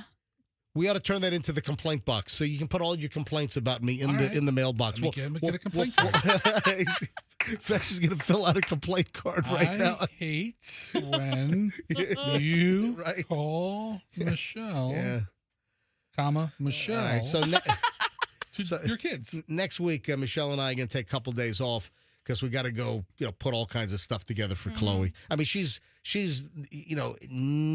head body deep in law school right now. She's working from 8 a.m. until bedtime. And, she can't put a bed together and couch together and sofa and... her inability to put it together has nothing to do with what she's busy with. Yeah. She can't pick a couple of guys up outside the Home Depot or something? Yeah, that's great. Yeah, she can't get anybody to do that? No. All right. That's great. I think a lot of those guys, they're not there anymore. Dude, I was at the Home Depot. I was at the liquor store. Mm-hmm. What's that liquor store? Total Wine. Total Wine. And there's a Home Depot behind Dude, it. you need to go to Lucan's. What are you going to Total Wine for? I go there for the cigars. Go to Lucan's. I go there for the cigars. Right. Anyway, I pull out, and there were like 40 people there just like waving at me. I thought I won like a popularity contest. I thought they were the friend, and I realized they were looking, it's labor. When was this? Last week. Okay, because you know we've heard that with the immigration crackdowns and all the ice that a lot of the folks hanging out at Home Depot, looking for day work, that they're not there anymore. All right, it is 7:49 at the MJ Morning Show. Michelle, listen to this. The surprising truth about people who prefer to walk around home naked. All right, now I don't go around the house with no pants on, but I like to, when I'm home, we're not having guests over. I'll tell you right now, when I get home, it depends on the day. Like today's Thursday, right after the show, Michelle and I are off to X-Force Body. We do our workouts, our circuit training on Mondays and Thursdays. But after I leave the gym with Michelle and we get home, and I'm going to be home for the rest of the day, I walk in the house, and what do, Michelle? Take your shirt off. I do. I like my shirt off. I like just the cool feel of the air conditioning on my naked torso. Okay. I like. Stop. You have a gift to make all these normal things creepy. I know. It's so weird. So I like to take my shirt off. I'm telling you the truth. And then I see this story that people who walk around naked at home might be showing off more than their flesh. Scientists believe the habit could be a sign of high intelligence. A study by the University of Rochester in New York looked at how different everyday behaviors are linked to people who display high intellect. They used data from more than 700 Americans who participated in a survey in the 1990s that reported day-to-day activities and personal traits. Using the results, the researchers then looked at which specific sets of behaviors were most associated with different personality traits. They found that people who said they lounged around their houses with no clothes on more than 15 times a year. That's me, because I do it like almost every single day. Yeah, 15 times a year. Also displayed higher intelligence. Yeah, you can hide behind that study all day long. They did not get the participants to perform IQ tests, but their intelligence also assessed based on personality traits. They reported blah, blah, blah, blah. I just thought it was interesting. Now, I'm not like totally naked. I leave my pants and underwear on. Which is why you're not like Mensa brilliant, right? You used to take your pants off. Ooh. When did I do that? Yeah, years ago. What was he like, walking around in tighty whities? Or Yes, was he like, No, you just said it. Yes. Schlonging He used to come in and he would there'd be a trail. The shoes, the socks, the pants, and everything was like 2 or 3 feet apart, all the way to then like wherever he decided to land, either on the couch or a chair or whatever. And I'm like, oh my gosh, like the trail of clothes. What's happening? But now it's the other way around. You take your shirt off. I don't know if it's better. I like the shirt now. Now I take the shirt off, and sometimes I'll take my regular shorts off, and I've got several pairs of like gym shorts. Yeah. Right. Thanks to my mom. All right, Michelle. What? I have to talk about a puppy strangling story. No, we're not doing that. I saw that in the pile. It's not funny. But it's not a real puppy. It's a man in a puppy suit that strangled a kid outside of a puppy store. So it's also not funny. It's actually worse than a puppy strangling story? No. It is far worse if some sicko strangled a kid. No, listen to me. The kid is not dead. All right. Okay. The kid. All right, listen to this. And guess where it happened? Largo? I love the Berg. St. Petersburg? Yeah. You know what's going on, man? There has just been a high amount of insane stories, not only just Pinellas County. Largo's been hot for a while. Pinellas Park's always been a good hot zone. But St. Petersburg is, what's that song? What about me? Remember that song? Yeah, what about me? So St. Petersburg has been saying, what about me? Yeah, they're not going to be left I out. want my share. Remember that song? I vaguely remember that. What about me? Hey, Andrew, cue up the hook for that "What About Me" song. So I think St. Petersburg has been saying recently, "What about me?" Because we've had a bunch of nutso stories coming out of St. Petersburg. Listen to this: a 46-year-old employee wearing an inflatable dog costume outside a puppy supply store strangled a bike riding juvenile with whom he had an ongoing dispute with. Rodney Plathy, who works at Sunshine Puppies. Oh, this is Clearwater. Okay. I have another one with St. Pete. All right, so this is Clearwater. This dude works at Sunshine Puppies in Clearwater, was outside the business early last Friday evening when multiple juveniles rode by on their bikes. You got these little, like these juvie bike riding terrorist kids. You know what I'm talking about? Yeah, okay. A little pack of marauding kids. Listen to this. Listen to this. At the time, Plathy, a registered sex offender, was wearing a puppy suit costume, according to police. The business is adjacent to a busy roadway, and the costume worker, who they're calling possibly a sign spinner, serves to attract the attention of passing motorists. Yeah, I mean, the busy roadway is either Omerton Road or Gulf to Bay. All right, so we've got, busy roads. According to police, we've got a registered sex offender in a puppy costume. Spinning signs. That's all right. How'd that job interview go? Investigators allege that Plathy, who had previously tangled with the young riders, waved the juveniles over to him. That might be a violation of something. Also, is he allowed to wear a puppy outfit as part of his? I have so many questions. Yes, I know. So do I. Plathy was joined outside by the puppy store owner. As the owner was addressing the group, one of the juveniles, I guess, tried to ride away. As the owner grabbed the bike's handlebars to prevent a collision with himself, Plathy approached the victim from behind and placed the kid in a chokehold. That might be a violation of some type of probation or whatever as well. The male victim, whose age is not listed in court records, told police he was unable to breathe for a brief period of time until the defendant released him. Yeah, it's probably 12, 13, 14-year-old boy. Cops were called, so it was Clearwater. I thought it was St. Pete, but this is Clearwater. Plathy was arrested for battery by strangulation, a felony. The defendant, according to an arrest affidavit, showed an indication of alcohol influence. Wait a minute. So now maybe the dude, the sign-spinning dude in an inflatable puppy costume, a registered sex offender, was also lit? He was also possibly under the influence? Refused to speak with cops. After 2 days in the Pinellas County Jail, Plathy was freed upon posting $10,000 bond. A judge has ordered him to have no contact with the victim. Is that an actual picture of the puppy costume? I don't think so. You know what? Maybe, yeah. I think the actual picture outside the puppy store. Yeah. That's the actual puppy costume. And then there's the dude's mugshot. Listen to this.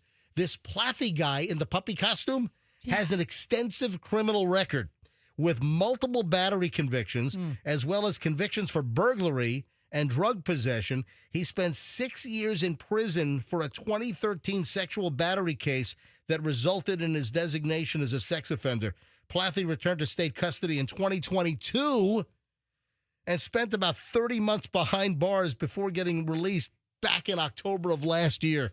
Wow. And now he's strangling kids, allegedly, in an inflatable puppy costume at a puppy store in Clearwater. No, I mean, these little reckless bastard kids riding their bikes around. This guy's getting his life straight. He has this promising career as a sign spinner in a dog costume. Yeah. I mean, he could have really made a career out of this. Those kids ruined it for him. Little bastards. Wow. Unbelievable. Boy, have you ever wondered what series of events leads up to somebody being a professional sign spinner? Yes, I do. I mean, is it just me? And I'm not trying to judge people. I know everybody has to work hard. I get it. No. But I agree with you. When you're driving down the road and you see them doing it, I'm like, okay, what made you say that's a good job for me? I'm going to apply for it tomorrow. Some of these guys are artists. Listen, how do you know that one of these professional sign spinners on the corner of a street or in a parking lot, how do you know they're not some trust fund baby worth hundreds of millions of dollars that just enjoy spinning signs when it's 100 degrees outside? That's Fester's question. I'm sure. But I would like to see, you know what? If there's anybody listening in the documentary business, I would love to see a documentary on sign spinners. On sign spinners, just like an interview, or even like maybe like an Instagram page where you just interview sign spinners and be like, hey, how did this become the job choice? Right. When did you apply? Of all the jobs out there, what factors led up to your decision? What made you qualifications did you practice? What does your resume look like? Yeah, were you like a baton twirler? Is there a section on Indeed.com or ZipRecruiter? Were you in a marching band? Something. Yeah. You know, what went right/wrong in your life to lead you to sign spin? Right. And has those signs spinners ever influenced a dollar of your business? Hard segue. Using the phone while you poop greatly raises hemorrhoid risk. CNN. This is a CNN headline. Really? Using the phone while you poop greatly raises hemorrhoid risk. There's nothing like shutting the bathroom door, maybe even locking it and hiding away from one's family. Oh, that's where the husband's texting with his girlfriend on the side. Even for anyway, the toilet has long been a sanctuary to catch up on some light reading for the harried parent, a spot for some rare me time. Anyway, there's a whole story on CNN.com. CNN science and medical editors. According to a new study in PLOS One, people are reporting higher rates of hemorrhoids when they bring their smartphones into the bathroom. Because I guess you know why. Just sitting down for that long period on the does that increase your hemorrhoid risk? I'm glad you asked. Because I have never had a hemorrhoid. I've never purchased Preparation H. I don't know. I've never had a hemorrhoidal experience, which is something I'm very grateful for. But Fester, are you about to espouse some great knowledge upon me? I've not suffered from the plight that is hemorrhoids. However, I got to be honest. My money would have been on, you got some hemorrhoids the size of grapefruits. But you know something about it. Listen, I am a ass expert. And I will tell you. He's an expert.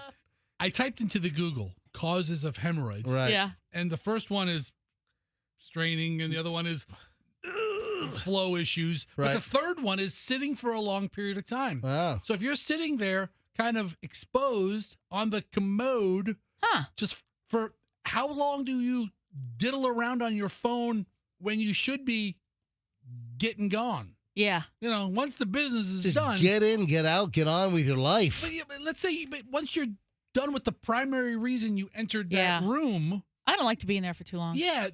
Have you ever caught yourself just sitting there for 10 minutes? No. Okay, that's the kind of activities. I'm a business in and out. I'm with you. Yeah. I'm a power pooper. Okay. I mean, I do. I get it. Boom. Business is done. I'll take 10 power balls with the power poop, please. Oh, that's you. Good luck, sir. Yeah, thank you. Here. So, but if you're sitting for a long period of time, it puts extra pressure on that part of your anus. Well, listen, according to research, the fact that people are spending just inordinate amount of time on their smartphones and they're doing it in the bathroom, it is leading to greater increases of reported hemorrhoids. So you've been warned, folks. I'm reading the list of causes of hemorrhoids. Yeah. Mm-hmm. And of like the 10 things, I'm like 8 of them. I'm amazed I don't have hemorrhoids. What? Straining, constipation, sitting too long, All right, heavy lifting. All right. I'm not pregnant. I am obese. Poor diet. Hello. And then aging. With the exception of pregnancy, this is like my biography. Oh, Fester. You can cut and paste this. All Bite right. it. Are you sure you don't have hemorrhoids? All right. You want to take a look? No. I mean, I don't want to take a look. Moving along. So, hold on. I knew I had another St. Pete story. I conflated. I thought the puppy strangulation story, where not a dog getting strangled, a puppy, but the guy in the puppy suit strangling the kid on the bike, That was probably they were probably menacing kids, tormenting the guy in the puppy. Hey, let's give this guy in the puppy outfit a really hard time in the parking lot. All right, that was Clearwater. But remember, I thought it was St. Petersburg. No, here's the St. Petersburg one, and that's why I said we do have a lot of great stories coming out of St. Petersburg lately. And it's like St. Petersburg is saying, hey, I want my share now. Come on. Largo, Pinellas Park, they've gotten all these great stories over the years, all these nutty stories. And, I love the Berg. I love the Berg is saying, hey, what about me? Would you agree, we've seen an influx in great St. Petersburg stories in the last year where we're getting a lot of these national quality wacko morons in the news stories. And yeah, so St. Petersburg has been saying, What about me? It isn't fair. I've had enough now. Want my share. There we go. Can't you see? yeah, I wanna live. St. Pete. You just take more than you. Yeah, so St. Petersburg is like, what about me? Well, You're hell-bent on making that joke. I was. You were. I really was. I mean, you said it before, and it was like, nah, You know what? marginally funny. Then you come back around with audio. I forgot all about that song. It's a good song. And then it popped up in like some random Spotify deal. I'm like, what? Do you remember that song? Yeah, it's like a breakup song, Yeah, right? But I heard the song like maybe like 2 months ago. I'm like, man, I haven't thought about that song in like 30 years. What about me? It isn't fair. I've had enough now. Want my share. All right, so a St. Petersburg woman, Who sings that song? You're not even going to tell us who sings it? Moving Pictures is the name of the band. Like Never heard of that. One hit wonder. Yeah. Yeah. All right, so this woman in St. Pete, she's out on bond. She poured bleach all over her boyfriend's clothes after she found out that he was cheating. Dude. Yeah, Labor Day. Can you imagine all your clothes ruined by a bleach pour? Man, bleach on colors, Oh, boy. that can cause some big problems. I mean, you're walking around with like a crappy tie-dye because you have to explain that to everybody. She's just doing a little laundry. Yeah. Labor Day, cops responded. A domestic battery call. Shore Acres, St. Pete. Yeah, I guess Brian Atkins shared the home with the girlfriend, Takara Moore. And Brian said that he was awakened after the girlfriend Moore struck him on the back while he was snoring, while he was asleep. Yeah, the St. Petersburg police report says that he took himself out of the home, got a ride to Walgreens. While at Walgreens, Moore, the girlfriend, tracked him down and began pushing him in order to get to the woman who had picked him up. Oh. So I'm guessing, so Moore is inside the home. Right? Yeah. He's being accused of cheating on her. Right. He even calls the girl that he's possibly cheating with to extract him from this situation. Yeah. Wow. So according to St. Pete police, Brian Atkins had an injury on his shoulder from the shove, which they determined was consistent with the battery that had taken place inside the home. I'm looking at a mugshot of Takara Moore. Yeah. She looks like she could throw a punch. She looks like she could get in the ring with Jake Paul. She could All right. hold her own. Oh, yeah. So the cops looked at surveillance video from the Walgreens, and they even saw that Moore struck him again in the aisle at Walgreens. So they pulled up the store video. What was he buying condoms? Then they go to the Shore Acres address, and they find that Moore had piled up all of Atkins' clothes in a pile in the front yard. And apparently she recorded a video of herself dumping the clothing outside and pouring bleach all over his clothes in the front yard. Man, now I got to follow her on Instagram. Oh, my That's so cool. Takara Bleach. Wait, she then sent the video of the clothing bleach destruction to Atkins, to Brian, who then showed it to the cops. Well, the estimate of all the ruined clothing is somewhere between $2,000 and $3,000. Yeah, St. Pete police, they took Moore into custody. And she apparently said that she had found out that Brian was being unfaithful. Yes. She got angry. She's charged with domestic battery for the obvious injuries to Mr. Atkins. Yes. Also, she got hit with criminal mischief for damaging the $2,000 to $3,000 worth of clothing. Anyway, she appeared in first appearance was on Tuesday after Labor Day. And, she's got to stay away. And you don't want to mess with Takara. That's the latest. That's what old Brian Atkins learned. Don't mess with Takara. She'll whoop your butt. And then ruin your clothes. Yeah. If she serves any hard time, they're not going to put her in the jail laundry, would they? Because she'd ruin all those orange outfits. You want to hear a weird story? This is strange. 8:09, it is the MJ Morning Show. MJ, Fester, Michelle, thank you for listening to us on 104.7 FM. Maybe you're listening to the podcast now from our earlier live broadcast, which is right now. We're live right now, but you could be listening to the podcast, so thank you, because we're always podcast. Do you know how long our podcast is on a daily basis? It runs, Andrew, turn on your mic. Doesn't our podcast run like 2 hours and 50 minutes? Right about that? Yeah. I mean, we got a long freaking podcast every single day of just rock solid back-to-back content. You know, our suck level is pretty low. I mean, we do some things that suck. I mean, some things. You know, but I mean, for the most part. Oh, wait a minute. Andrew's telling me 3 hours and 10 minutes. Yeah, I thought they were like the 3 hour mark. Yeah, maybe so. Yeah. Yeah, 3 hour podcast. I sold ourselves short. So our daily podcast is like 3 hours and 10 minutes. It's the commercials that are all cut out, right? Yeah. Well, I think there are a few commercials that run during the. I don't know. Oh no, so in the regular podcast we don't get interrupted? Oh, that's fantastic. Yeah. All right. So this is a crazy story. I don't know what to make of this.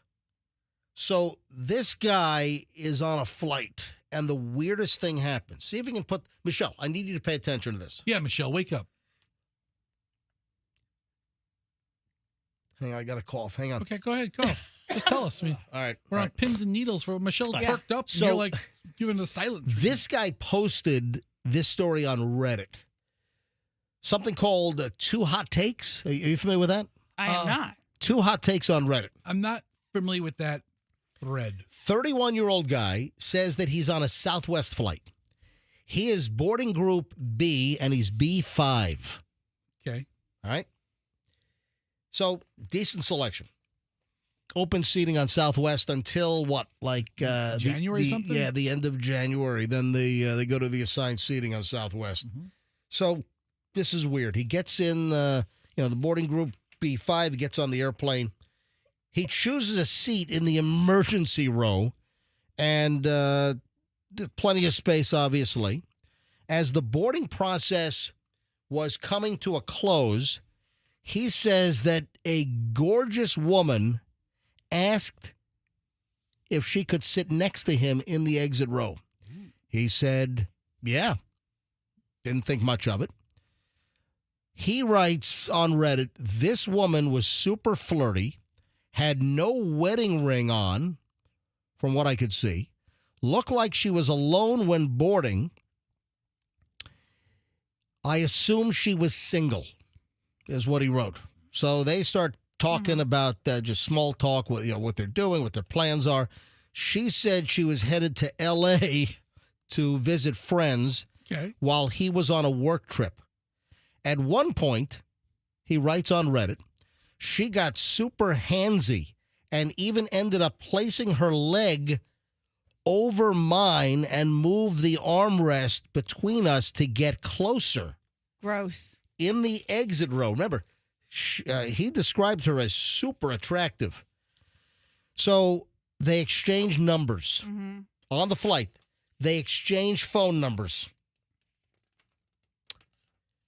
They then discovered they were staying at the same hotel. Oh. I don't know. They made plans to meet up for drinks that evening. He says on Reddit, I had a feeling that things were going to get spicy. But then things took a bit of a turn. When they landed, the woman quickly got out of her seat, said some quick goodbyes, and she was one of the first people off the plane. Those are the people that get up and try to race down the aisle and get ahead of all the other people. So she was one of the first ones off the plane, so she was an aisle rusher. You know, where you're supposed to wait for row 1, 2, 3. I mean, you wait systematically and you exit a plane by row. That's not what she's doing. She runs up to the front. She's one of the first ones off the plane. He thought this was very strange. He says, after I walked down the jetway, to my surprise, I saw her, except this time she had a wedding ring on her finger. What? And was holding hands with a man as they were walking out of the jetway, out of the gate. Sounds like a really cheap romance This novel. guy's trying to figure out what the hell is going on. So the woman was not traveling alone.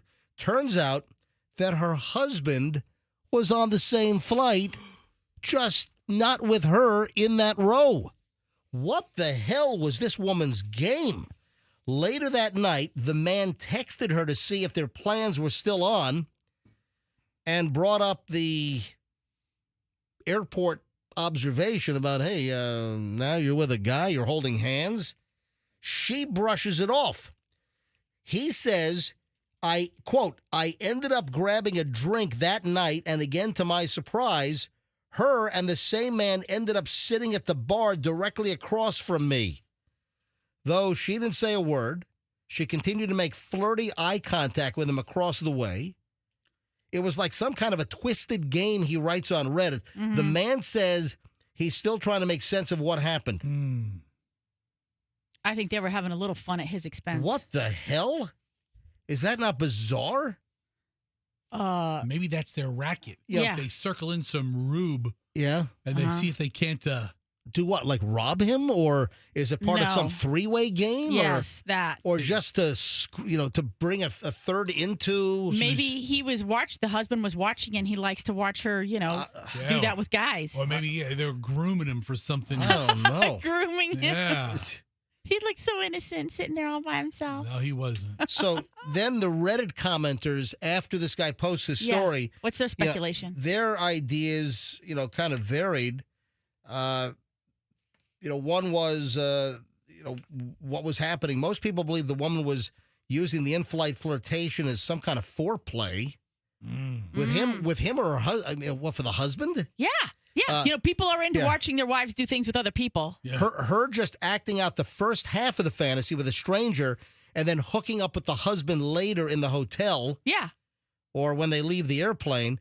Did that like get the motor revved up? Is that what the deal is? Yeah. Ooh, you were texting with Chet on the plane. Is that not a strange story? And listen, it's on Reddit. You don't know if it's 100% true. And, I'm sure people make, in the Am I the Bleep Hole, I'm sure people make up stories. 50-50 if they're true or not. Yeah. But man, I never have that kind of luck on a plane. Well, that was a pretty weird story. You're looking for that, Fester? I'm not looking for it, but. All right, so Fester, you asked about the ice cream. Yes. So here's the deal. I made the ice cream. This was just a test batch. So if you haven't heard, I am working on my famous MJ's Triple Killer Vanilla ice cream and a collaboration with Small Batch Creamery, which is right on 4th Street, right down from the radio station here in St. Petersburg. So coming soon. It's not done yet. We're still tweaking. So I made my vanilla, which at my house is 100% perfect. But I've got a small, a semi-pro ice cream machine. And I went last Monday, so Labor Day. I was laboring on Labor Day. A little afternoon, I showed up and I made my vanilla ice cream mix. Alfred, who owns a Small Batch Creamery, had my entire ingredient list. He had everything I needed. I mean, precisely the exact stuff that I use at home. So I made the batch exactly as I did it at home. The difference is he's got a Big Daddy Mama Jamma real commercial ice cream batch freezer. And just, see, my ice cream freezes in about 22 to 24 minutes per batch. Mm-hmm. His did it in like 7 minutes, 8 minutes. So, and there was also a pasteurizing process. So the freeze, it changed, and it got, the vanilla flavor was spot on. Mm-hmm. So the flavor of my ice cream was perfect, but we have to, just the freezer is changing the freeze, and you know, I have a very high butter fat, so we have to adjust the recipe in order for it to come out right, and it's got to be perfect. It's got to be, you know, my killer vanilla. So we have to just adjust a few things with the commercial batch ice cream freezer. So we're going to try another batch. We just got to make a couple of alterations. It got a little clumpy, and I just think it's the freeze is so fast in the commercial machine. So we just got to make a couple of adjustments. But coming soon, you know, it's trial and error. Like, I mean, when he comes up with a new flavor, he's like, man, I go through, I'll sometimes a dozen different attempts to get the recipe right. Yeah, it doesn't sound like it's coming soon. Shut up. It is a lot of work. No, it's coming soon. Sounds like it's way down the road. No, you know what? I bet you we have it in the next batch. Don't be making those promises. Alfred has a very, very high, I know, bar for what he produces out there. So do I. I want the ice cream to be an absolute representation of my killer vanilla. It's going to take us a couple times. It'll take a couple of times maybe, but I think we're going to get very close with the next attempt. So coming soon, don't go yet. It's not ready until we finalize the recipe and the freeze time and all that stuff. But coming soon, MJ's Triple Killer Vanilla. Oh, and you know what? What's the ice cream shop up in Lutz that we mentioned on the air, and they were listed as one of the best ice cream shops in America? He wants to bring his ice cream truck to the morning show, and I say, yeah, absolutely. So I'm all about spreading out the wealth a little bit here. Hold on, I got to find the guy's name. So remember we had a list? There was like, was it That's So Tampa or something, or one of the local websites. Yeah, I think it's a place called Ice Dream. Yeah, that's it. Yeah. All right. So in Lutz, there's a place called Ice Dream. Like you're having a stroke at the end of the word dream. So the owner of Ice Dream, he wants to bring the ice cream truck by. Hey. He wanted to bring it by when Michelle was out helping Chloe up in Connecticut. Well, we can't have that. And I said, just wait till Michelle comes back. All right. So maybe we'll have him come by tomorrow. Yeah, I've been to a store before. It's good stuff. But it's off the main road. So Alfred, who owns Small Batch Creamery, where I'm going to do my ice cream collaboration, Alfred says, this guy does good ice cream. Let's have a cage knife fight. Alfred spoke very highly. So Small Batch Creamery St. Pete spoke very highly of Ice Dream in Lutz. So, I'm going to reach out to Ice Dream guy and see if he wants to bring by the ice cream truck tomorrow and kind of feed the staff. So, I got another issue. Yeah. And it's food-centric. What is that? A guy reaches out to me. Yep. Who owns, and he seems like he's an avid listener. He texts me once in a while. Right. And he owns a pizzeria. Yep. And he says, hey, let me guess. I make the best pizza in town. MJ's got to come try my pizza. Well, that's what I said. He's like, am I right? He's not. Am I right? He's in St. Petersburg. He's like, hey, I'd love to bring this pizza to the radio station one morning. I'm like, well, we don't exactly just have people drop in with rando food around here. It has to kind of be set up. Yep. And then I'm like, listen, are you sure you want to go down that path? Oh man, I'm tough on pizza. Because did you tell him that I am ridiculously hard? And listen, I can't hold back. I told him, I go, listen, it's like kissing a tiger. All right, listen, the bottom line is 95% of the pizza that's out there sucks. Yeah. 95% of pizza out there blows, and nothing's worse than when someone thinks their pizza is like excellent. And they come in believing dyed in the wool they have the best stuff. Well, here's the deal. When someone says, oh, MJ, I make the best pizza, you got to try my pizza. I'll ask simple things like, hey, have you been to L'Industrie up in New York? Oh, you're very simple. Have you been to Scars? Have you been to Mono's in Ridgewood, Queens? And let me tell you, have you been to Juliana's? The simple answer from a lot of people around town is going to be no, Nope. no, no, Nope. no. Nope. Nope. But listen, if you're trying to emulate a New York pizza, and that's so overused. Oh, we've got great New York pizza. Do you know how many places have said to me, MJ, I got to try by. I make amazing New York pizza, and it is dumpster slop. I mean, it's like, you got to be kidding me. I don't think this guy serves dumpster slop. However, I know that when he enters into your dojo. That's a good term. I just made that up. Dumpster slop. He's going to come in here all puffy chested thinking, well, here's my pizza. You know, you're a cheese guy. Listen, I don't want an awkward situation. That's what I'm where saying. Someone brings in pizza and it's not good, and then I've got to say this is not good, and then the guy pulls out a knife and stabs me. You know, can you imagine that? Can you imagine that live on the air? I get stabbed by some insulted pizza guy. Every time a new pizzeria comes in, MJ murdered by crazed pizza maker. You know what? That would be good press. Yeah, that would be good press. I mean, listen, it would suck for you. You know what? That might get us a lead story on Tampa Bay 28. There you go. And Fox 13. Tampa Bay 28 is only doing happy news now. Oh, that's I do prefer the harder news instead of the softer. Hey, I kind of prefer that. A puppy was found and returned to its home. Yeah. Like a pull pepper curling commercial. The way we handle this the way we handle this is you just give me the name of the place, and I just got a secret shop. So that's, because you're not like recognizable when you walk into the place. I'll put on a hat and I have a press-on mustache. Okay. All right. I'm at a secret pizza shop. No, listen, I've done it. I dare you to put a hat on with a mustache and walk in somewhere. Right? Maybe even a trench coat. Look like a real creep. Like a flasher. Right. I'm the pizza flasher. Here's the thing. Can you write down the name of the? Do you know the name? I gave it to Michelle. I don't want you to say it. I want to see it. Let me see if I'm aware of the place. Okay, hold on. Just write it down. I'm not going to say it on the air, but there are people that they think they have a good pizza, and it's like, oh my God, this is terrible. Have you been to Joe's Pizza on Carmine in New York? Have you been to? Okay, I don't want to use those references. We don't need the people world around tour. Yeah. Of pizza restaurants 1,000 miles away. Right. This is the place. All right. Don't say. I mean, all right. I see it. I have no problem promoting a local business, especially when it does good work.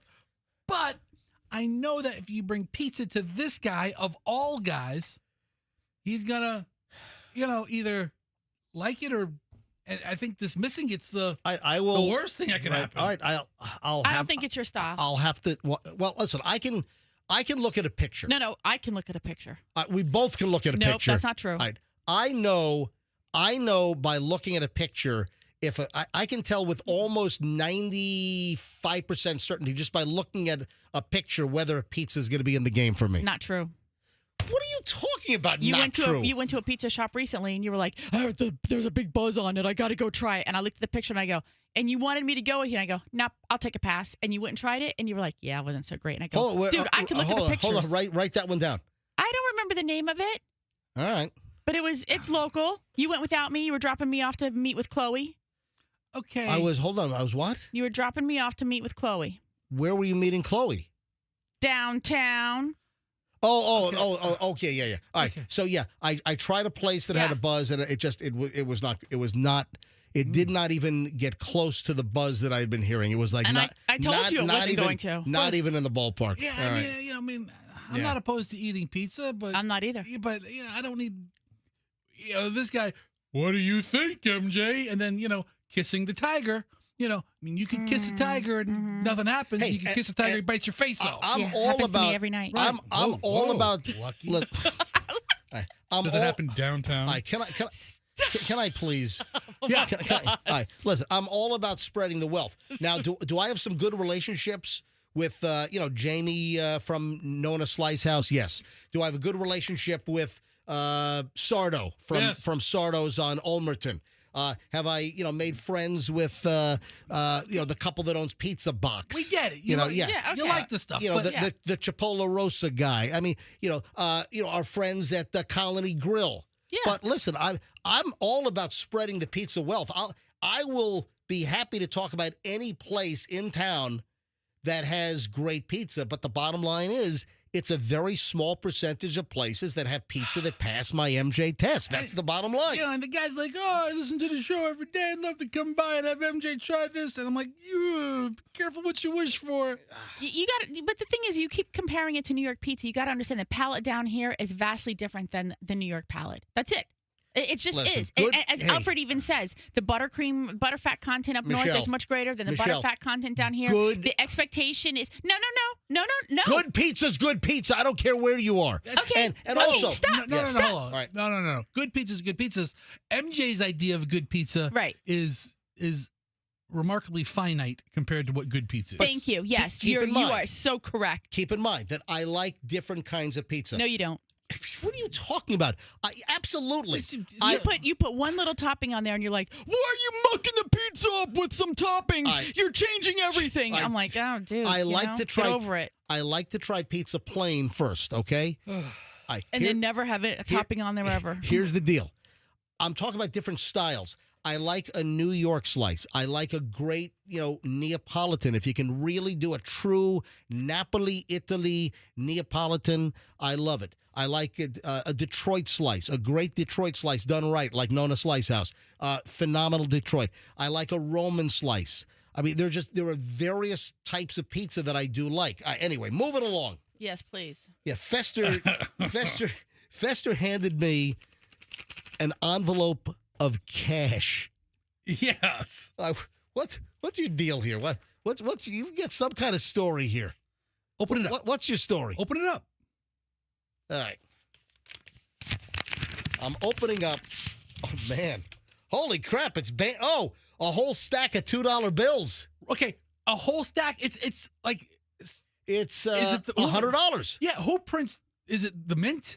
Or is it who prints Currency? Kmart. Of course it's I thought the Mint only minted coins. It's the Treasury Department. Okay, all right. You've got the Treasury Department. For the bills, it's the Bureau of Engraving, okay. I believe. And then the U.S. Mint makes the coins, but it's all the same thing. So that's straight from the government. I think they're in sequential order. Yeah.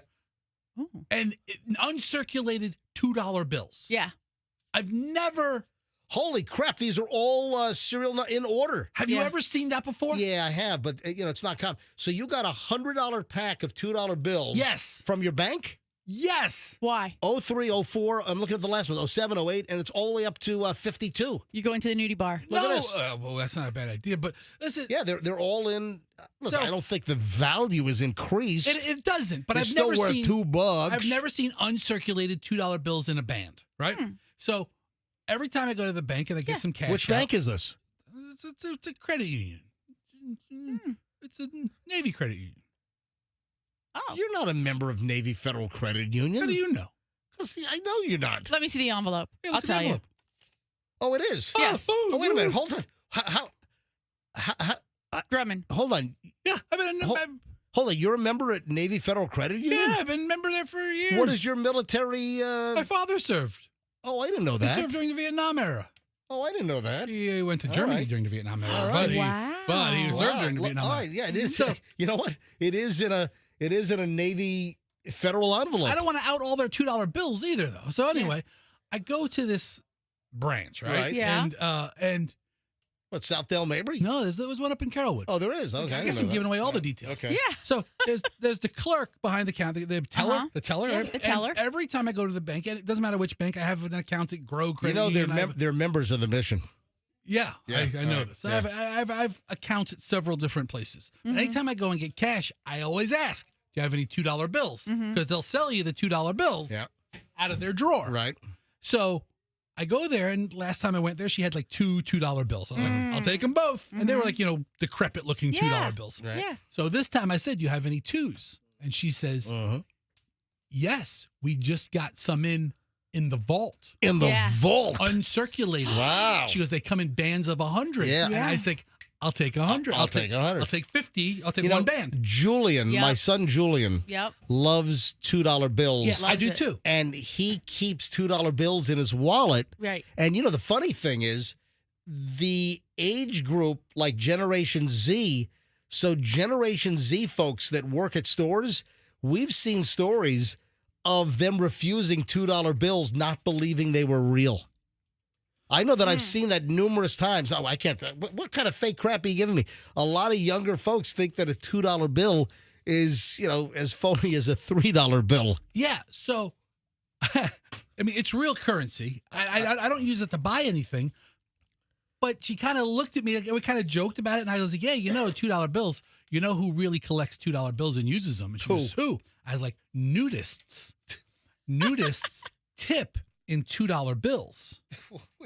This is a thing. Is that real? I heard this years ago. Like Caliente, what is it? Caliente some Como Lake or Lake Como. I mean, there's a lot of them. Pasco County is like the nudist capital of the world. Oh, really? I mean, there's more wieners floating around. Like Paradise Lakes? Yeah, I mean, there's a couple of them in that Wesley Chapel, North Lutz area. Land O'Lakes. I was like, nudists use these $2 bills for when I saw Dick's go into West Shore, I thought that was a nudist place. Boy, were you surprised the first time you went. Then they moved over to International. Go ahead. So she never heard this before. She goes, really? And she goes, do you think that's appropriate talk with a teller at Navy Federal Credit Union? I don't care. I talk with everybody. I talk with everybody. Yeah. I was like, nudists use $2 bills because I'm getting a. How do you know this? Because it's one of the things I just picked up in my life that nudists tip in $2 bills. I'll leave one $2 bill in the money just to let you know their influence in the community. So that's like the pineapple thing, the upside down pineapple, and tipping with $2 bills. I guess, and she. So Julian's a nudist, well, as are you. So I said, and then the teller goes, "How do you know this?" It's like I just did. And I was like, "Well, I mean, I was like, I just know it," and I was like, "Not that I'm a nudist," and she goes, "Yeah, right." And I'm like, no, really, I'm not a nudist. Hold on, you're having this inappropriate conversation with a teller at Navy Federal Credit Union? Oh I was like, not that I'm a nudist. I just know that nudists use these to tip. And she goes, oh, you're not a nudist. Yeah, right. And I'm like, whoa, I'm not a nudist. And she's like, you expect me to believe that? And I'm like, I was like, I am, and I back up again. I go, I am far too disgusting a person to be a nudist. And she goes, no. I bet you nudists are in all shapes and sizes. Great. So now she flagged your account. She put a little asterisk. You do have that nudists. You do have that outdoor pool shower picture. Yeah, right. Yeah, I mean there are naked pictures of me around. That's inappropriate. Oh! What do we have right here? What do we have here? Thunder! Thunder! Have you heard what the U.S. Department of Agriculture is doing with this song? Have you heard this? No. I can't believe this, but apparently this is true. The USDA, they're using drones with speakers to scare wolves away from cattle by blasting Thunderstruck by AC/DC from the drones. And apparently it works. I mean, that song perks up your ears no matter what you are. Mm-hmm. So they're using sounds of fireworks as well as AC/DC's Thunderstruck. And apparently it has the effect of scaring wolves. So the drones identify the wolves nearby, and they emit sounds through speakers to scare the wolves away because there have been a lot of cattle deaths attributed to wolves in Oregon and California. So they got drones flying over wolves to scare them away from attacking the cows, playing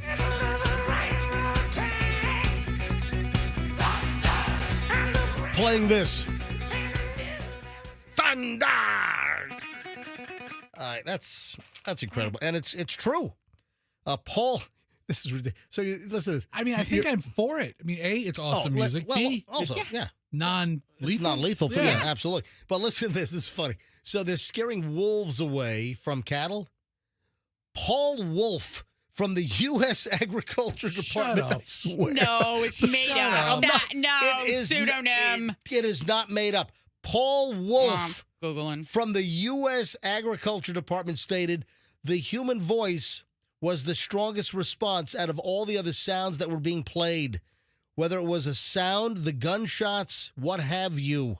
The spokesman's name is Paul Wolf. Did you see they're also using, I don't know what this movie is, but one of Scarlett Johansson's movie scenes? What? For what? To scare wolves? What? Yeah. I didn't see that. Oh, let me find the story again. USDA. Here, look. That's not in my story. USDA using AC/DC's Thunderstruck and Scarlett Johansson movie scene to protect livestock from wolves. That is in my story. They're using gunshots and AC/DC's Thunderstruck. There's nothing about using some scene from a Scarlett Johansson. What movie? I don't know. I got there. You won't believe what they're using. Here, Oregon Live. Okay. Right? We'll go to that one. I find the part. What Scarlett Johansson movie? All right. Department of Agriculture taking multiple steps. And an argument between Scarlett Johansson and Adam Driver in the Oscar-nominated movie Marriage Story? Yeah, we saw that. Hold on, we saw Marriage Story? Yeah. Are they yelling so much that it would scare a wolf away? Yes. Really? Yeah. Hold on. Can we find the scene? I got to hear the scene. Hold on, we got to go to YouTube now. Go to YouTube and type in Marriage Story argument, Adam Driver, Scarlett Johansson, and let's see if the scene comes up. Michelle, when did we see this movie? New York. It was, I think we got it on one of those SAG after discs. Oh, so it's one of the awards. Yeah, because it was nominated. One of the screeners. Was it called Marriage Story? What was it about? Can you refresh my memory? It's like Kramer versus Kramer, really. I don't remember. What year was it? We were in the Brownstone, so 2019 maybe. Okay. Yeah, that's what Andrew just said about year, 2019. Yeah. Scarlett Johansson and Adam Driver in Marriage Story. Looks like it's on Netflix, and here's a little... Is this the argument? I don't know what the language is. I don't know. Yeah. We've got a dump button. Yeah, I mean, let it fly. All right, hold on. You gotta play it. Hit play. All right, go ahead and go ahead. Do not compare me to my father. I didn't compare you to him. I said you were acting like him. You're exactly like your mother. Everything you're complaining about her, you're doing. You're suffocating Henry. First of all, I love my mother. She was a wonderful mother. Just repeating what you told me. Secondly, how dare you compare my mothering to my mother? I may be like my father, but I am not like my mother. You are! And you're like my father. You're also like my mother. You're all the bad things about all of these people. But mostly your mother. When we would lie in bed together, sometimes I would look at you and see her and just feel so gross. I felt repulsed when you touched me. You're a slob. I made all the beds, clothes, all the... All right, Andrew said cut it out. All right, so Andrew said shut it off now. Right, you get the gist. And if I were a wolf, I would leave too. Yeah. So that scene is also scaring wolves away from attacking cows. I mean, imagine if you're just some farmer out there and you hear these people yelling and you're like, honey, you're not going to believe what's out there. Michelle, I do not remember this movie. Oh, my gosh. Apparently it's on Netflix now. I do not remember. That's your life every day. You know, though there is, and I love movies, but there are certain movies that I can quote every freaking line, or there are certain movies that I remember. No, there's only like two. Blues Brothers and Goodfellas. Goodfellas. That's it. All right, listen. I know most movies that I see, I remember good parts of the movie. Not true. But this, for whatever reason, why'd I block this out? I don't remember this. Was I drunk when we watched this or something? You might have been, but listen, I'm watching it. It goes 5 minutes in. This is they're still arguing. It's like a 5-minute scene. All right, who's the most famous Floridian? Oh, dead or alive? Well, I'll look at the list. This is from USA Today. The USA Today network, Florida, is looking for the most famous Floridian. Last week, they compiled and published a list of 150 famous Floridians, living, deceased, natives, and some who own second or third homes here, as well as celebrities who have impacted Florida culture. In the first round of polling, readers narrowed down their top 50 from that list. So now they're getting ready to choose the top 25 most famous Floridians. So this is from Naples News. Is that part of like Gannett's USA Today family of? It must be because they mentioned the USA Today Network Florida. So, all right. So I'm looking at the list here. All right. So when you say famous Floridians dead or alive, I think of Petty, the singer from Gainesville. Your one you like? Yeah. Let me see if he's on the list here. I don't see him on the list. Are you kidding me? I think of Burt Reynolds. Hold on. Are you? Wait a minute. This list sucked. Well, there's some really good ones on here. Mm-hmm. But you think of Jimmy Buffett. Jimmy Buffett wasn't born in Florida. But wait a sec. Right. But he lived here. But he has like the Florida culture vibe.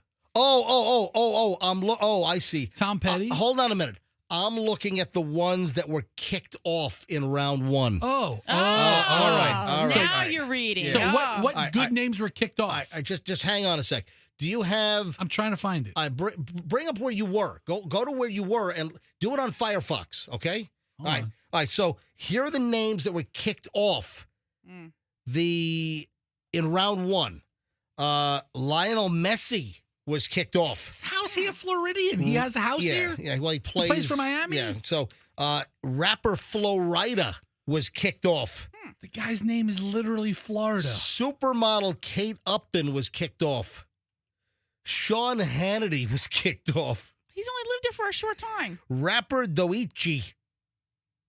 Singer Madonna. Mike Tyson. Actress Sydney Sweeney. Author Zora Neale Hurston. You pronounced Dochi's name wrong, she is from Tampa. How do I pronounce Product of Blake High School. What did I say? Doichi. Is it I don't. How do you say it? I forget. Dochi? I think so. All right, anyway, so she was kicked off, and she went to Blake? She did. All right, obviously, I'm not a huge Dochi obviously fan. All right, listen, I might be a fan. I just don't know what she does. All right, politician Rick Scott kicked off the list. Good. I think all politicians should be off the list. 11-time World Surf League champion from Coco, Kelly Slater, kicked off. Love Island host Ariana Maddox kicked off. Who the hell's that? She's not on the list. Who remains? That's not in my pile here. All right, hang on. So go back. We got to find. I mean, I can't find the. Here, it might be this one. All right, stop. Most famous Floridians. Type in USA Today. Do a space. Type in USA Today. It's already closed. The poll is closed. Yeah, but where's the results? All right, here we go. Vote. Find the top 25. All right, here we go. Daytona Beach. That must be part of USA Today. All right. Where's the? Yeah. Is it not on here? I want to see. Here we go. Okay. Here's the top 25.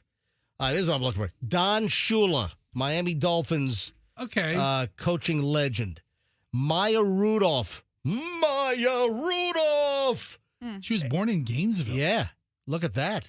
I like Maya Rudolph. She's good. She likes you. Yeah.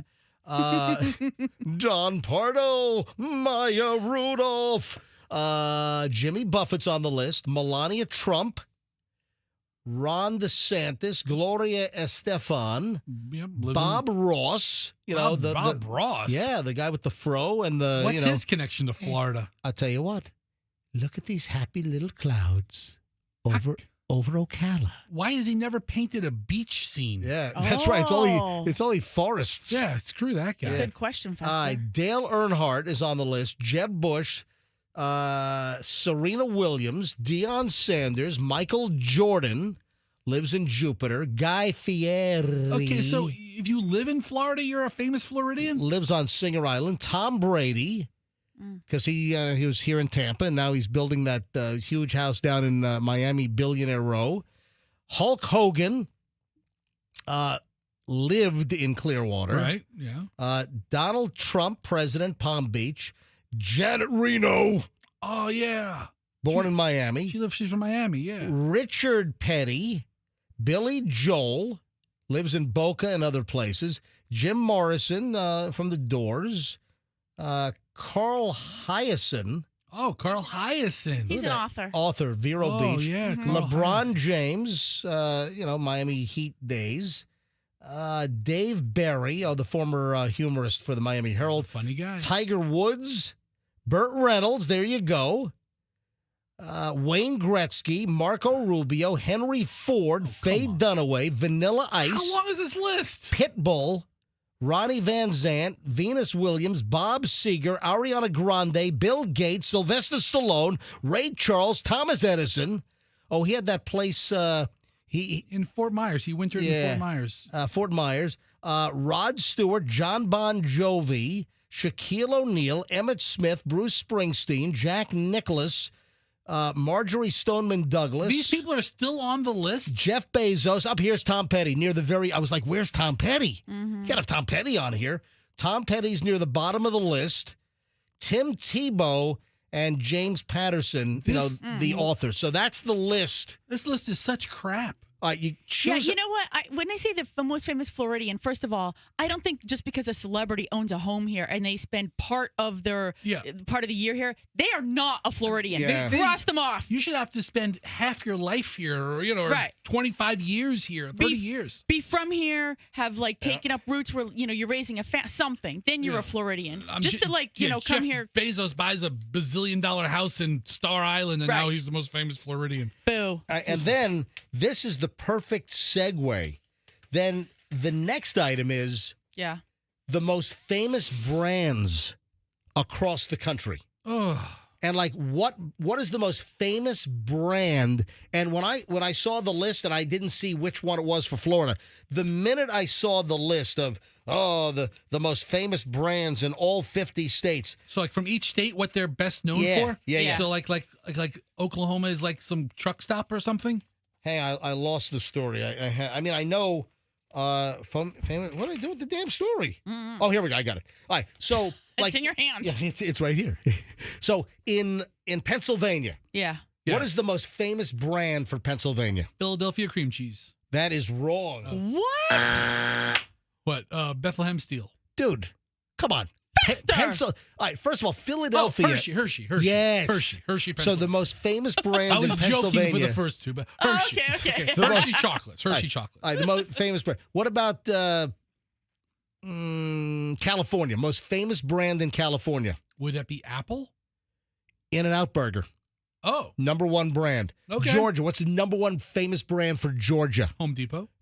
No, but hey, I think Home Depot is out of Atlanta, right? Yeah. But it's incorrect. What else? Atlanta. Falcons. Well, yeah. Coca-Cola. Okay, Coca-Cola. Okay, God. fine. All right, I don't know. Okay. I don't care. All right, Illinois. What's the number one brand in Illinois? Kind of like that a bit. Who is the king of sausage in First Bueller's Abe Day Froman. Abe Froman sausage. Abe Froman, the sausage king of Chicago. Abe Froman. I don't. No, it's Wrigley's. Wrigley's chewing gum, Chicago, Wrigley Field. I don't understand this list. Okay. All right, so I'm moving along. Okay, all right. Yeah, move along. Florida. So it culminates. What is the number one top brand for Florida? Don't look at the map. Hooters? Please stop. Is it Hooters? Yeah, let's go. Well, number one Hooters is so. Clearwater. No, it's not Hooters. Okay. All right, come on. Number one brand. Michelle, do you know? Florida. Number one brand. Come on. Hurry. I know because I saw the list. Oh, you did? Yes. All right, number one brand is Tropicana. How's it not Disney? Right. Disney's also big. Yeah. Disney World, that's a big brand. Disney serves Tropicana. I mean, Right. it seems like it trumps it. All right, 8:52 at the MJ Morning Show. I'm told we got to take line 4. We do? Yeah, it's the ice cream dude.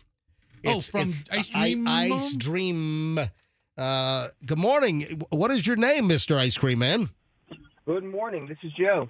Joe, and your shop is Ice Dream Dream with 3 M's. Yes, sir. in Lutz. And, congratulations. You were listed on some list of one of the top ice cream shops in America, correct?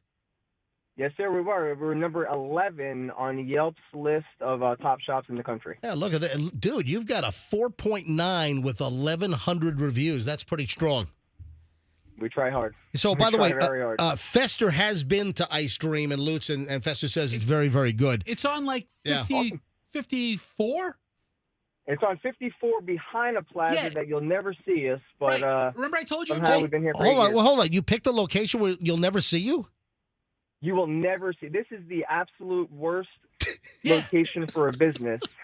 You Joe, look at any business book, and they'll throw the book at me, but we've made it work. Joe, when we It's first part of the allure. when we first mentioned your place, I said I've been there, and you'd never see it. You're behind like Apple Bagel, right? So wait a minute. So Joe, why don't you move to a better location with all the success you're having? So we have another location over in Wesley Chapel, and then little secret, don't let anyone know, but we have another building that we're building out. It's in progress. Just make Where? sure you don't tell anyone, though, all right? What part of town? I'm in South Tampa. It's also in Lutz. Yeah. Another loser. I got you. This is his All neighborhood. right. Yeah, I know. So- Once we get there, we'll head your way to South Tampa. Once we get this other building up and running. All right. So Joe, we mentioned you a while back because you were on the list as one of the top ice cream shops in America on this Yelp list, and you sent me an email that you want to bring your ice cream truck by. You want to do it tomorrow morning? Let's do it. So is that okay? Tomorrow morning, live during the MJ Morning Show. Let's do it. All right. Will you have enough to feed like the staff? Do you have more than 600 people? No. Hey, this is Radio 2025. I think we got a total of 9 people in the building now. All right. I mean, we probably have. The truck. We've handled very large events, so I think I can handle it. Yeah, we might have 50 people. Yeah, I would have guessed like 35 to 50. Yeah, 50 people. No, we're fine. Yeah, that's totally fine. We got it. All right, so let's do. Why don't you show up about 8:30? We'll have you in, and then we'll open up the truck. Like 8:45, 9 o'clock. Yeah, 9 o'clock. Is that good? That sounds good to me. All right, we'll see you tomorrow. Keep an eye on the email. I'll email you just to get some details, and then we'll go from there. We'll see you tomorrow with the ice cream truck from Ice Dream. Get his number. All right, I have his email. He'll email me after he hangs up. Let you two. All right, Joe. We'll see you tomorrow. See you later, Joe. See you in the morning. Thank you. you. All right, buddy. Yeah, we know how to communicate faster. I could have helped with this, but no. No, I don't need help. He emailed me. He'll email me it back. We'll set it up. All right, 8:55 at the MJ Morning Show. When we get back, the 9 o'clock hour is on. All right, man. You know that Shein?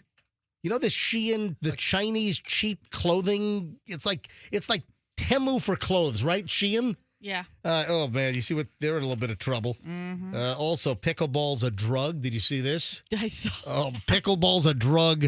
We've got a Roger Goodell NFL Taylor Swift update. Does the season start tonight? We got a lot of stuff. Yes, it does. Is it Amazon? Amazon kicks it off? Thursday Night Football? Nope. Well, who does then? I think it's on NBC tonight. Oh, whatever. All right, back in a second. Don't move. Back in minutes. MJ Morning Show, Q105, 104.7 FM. Hey, if you didn't hear the news, folks, this is an MJ Morning Show alert.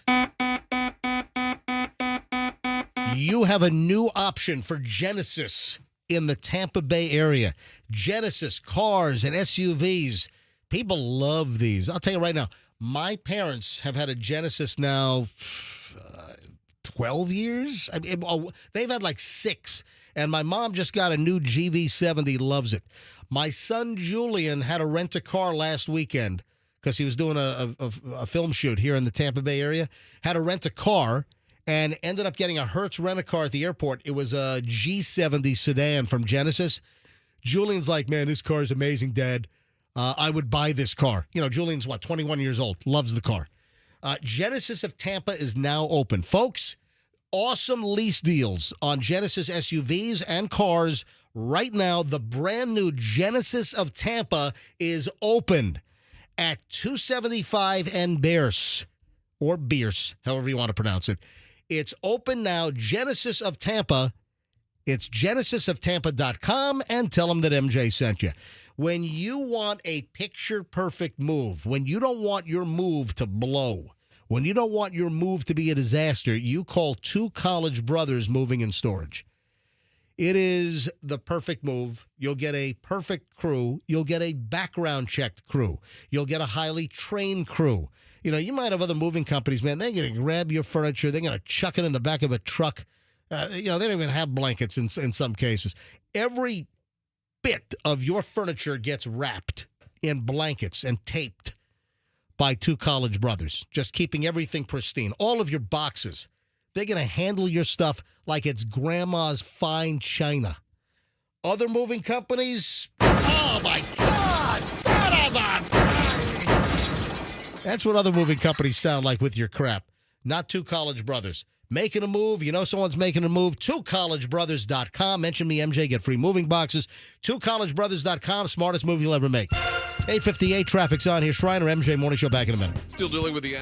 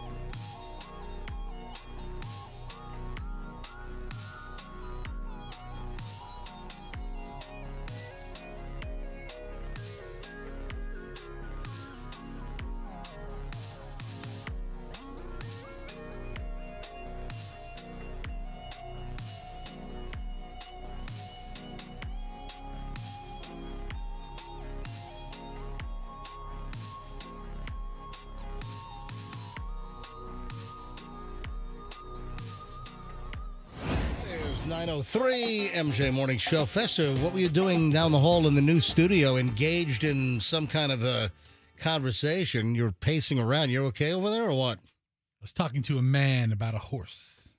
Get out of here. So, what does that even mean? Yeah, we just wrapped up over an hour and 20 minutes of nonstop MJ. Usually I don't even need to do a little potty break, but I did have to just run down the hall quickly. And I walked by and, Fester's in the new studio, which is right down the hall, hopefully moving in soon. We are getting very close. So it is imminent. Our new studio move is imminent. Seriously, you're like engrossed in conversation. Anything important? No, nothing important.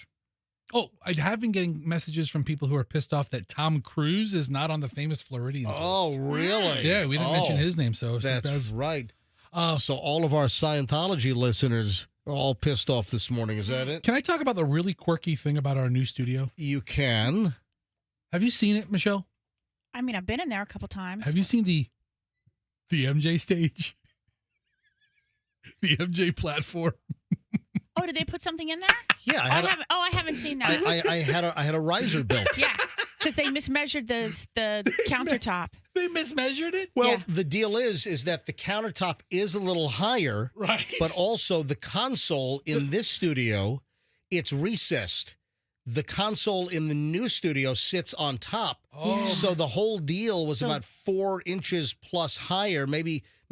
So it's higher. So my side's higher than your side. Yeah. Oh no. My side's a little. No. Your side is lower in this studio. In the new studio, you're lower. Yeah. In the new studio, this side where I am, the counter and the board, it's significantly higher, and it's just uncomfortable. It comes up to your nipples. So right? I had them build a little bit of a riser, to stand on. I thought it was like a little dancing monkey stage. Dancing monkey stage. All right. I wasn't planning on doing this because I've got a whole pile of stuff that we teased that I will get into in just a second. So I just turned on my Instagram because I wanted to see how many new comments were in on the Takeout video. If you missed this, folks, about 7:30 this morning, we did a little bit on a video that I shot. I picked up some Thai food for Michelle last night at a good place in South Tampa, and they have just kind of this bizarre pickup deal. And they used to be a dine-in restaurant, but I guess during COVID, they walled off like 90% of the restaurant, and they built like a whole wall and like a little slot where you hand them the credit card, they push your receipt through a slot, and then your takeout food comes out on like a push-out tray. It looks like they went to Home Depot. They spent about $200 in plywood and just supplies, and they built this. They closed off like all the dining area. It's all closed off, and on the credit card slip, they got a place for a tip. I'm like, listen, I'm getting my food shoved through like a drive-through, bank window pusher slider, drawer. Anyway, go look at the video, and I asked the question: should you tip on this? Yes or no? And I don't tip takeout anyway. That's just my rule of thumb. But this setup, I'm definitely not tipping. But the food is good. It's good food. But it's kind of a janky, weird little pickup system. It's it's like some kind of homemade. It's like they sketched it out on a napkin. It looks like it looks like an 8th grade shop class made it. All right, so you got to look at this video on my Instagram, Certified MJ Radio. You know when the news warns you about hiring unlicensed contractors? That's what happened here. That's it. Anyway, so go look at the video. And just answer the question in the comments section. Just answer, should you tip on this pickup? You got to see the video on how the food comes out when you pick it up. Go to my Instagram, Certified MJ Radio. That's Certified MJ Radio, and take a look at the picture. So the video, all right, and I narrate it, and make sure your sound is up. And if you don't follow me on Instagram, give me a follow as well for phenomenal content like that. Certified MJ Radio. So I went to my Instagram, and like reels just pop up, just random reels in the scroll, and this pops up, and there's audio, and I'll put my phone up to the microphone in a second, but it's like a scene of a guy in New York, and the dude looks like he's just standing on a corner in Times Square or something, and the caption is, "Nobody in NYC knows that my dad wrote the best song of the 1990s. Okay. All right. And then it says, thanks, Dad, and blank. Hashtag living off royalties. For writing blank. I don't want to give it away, but I want to play. I don't think this is the best song of the 1990s. All right, but see if you know what this is. So I guess this is the son. So nobody in NYC knows that my dad. So he's standing there, and this song is playing on Instagram. All right, let me put up the volume. This is off my phone. Michelle, you know the song? Pretty good quality coming out of my phone. Nobody in NYC knows that my dad wrote the best song of the 90s. All right, listen, it's not the best song of the 90s. Do you know what it is? Is it Every Rose Has Its Thorn? No, it's not. It's not Every Rose Has Its... Oh. It doesn't even sound remotely like... I don't know. That's Poison. Oh. The song is Nutshell. Alice in Chains. I would never have guessed that. Is that the song? Thanks, Dad, and Alice in Chains for writing Nutshell. Is what this is that what this is? I gotta be honest, I don't even know the song. Well, I can't tell by just the music. Maybe if I heard the lyrics. I mean, Michelle, you're pretty good at music. Do you recognize this? No, I was going to guess it was that other song by, I think it's like Live or something, where they did the... Lightning Crashes? Yeah, I thought it sounded a little bit like that. Oh. Yeah, I don't see. I'm not a huge Alice in Chains fan. Yeah. I don't know how many Alice in Chains fans that I would... So anyway, that just popped up on my feed. I thought I would just mention that. The Chinese junk fashion operator, is that fair to say Shein? Isn't it like cheap junk fashion? I think so. So Shein, S-H-E-I-N, that's... Oh, I'm sorry. Yeah, S-H-E, Shein, it's like Temu, which really is just Chinese garbage, you know? Isn't Shein kind of like the clothing... It's the clothing arm of it. Yeah, well, I don't think they're connected. I don't think they're the same company. I think they're all the same company. Yeah. They're all tied to the Chinese Communist government. Wish, Temu, Shein, they all seem the same kind of disposable. We've been feeding the Chinese commies for decades and decades all the money to build their weapons and military to then destroy us. All right. It's great. All right, so Shein's in trouble. Why? Apparently an ad popped up, and it's Luigi Mangione modeling a shirt. AI put him in as a model? I guess so. I guess they're using fashion giant, fast fashion. That's what it's called. Fast fashion giant Shein has caused quite an uproar because they're using the likeness of Luigi Mangione, the guy that assassinated the United Healthcare CEO, and they're using like Luigi Mangione to literally, he's like the model modeling the shirt that they're selling. He does have dashing good looks. I mean, oh my God, it's terrible. That is.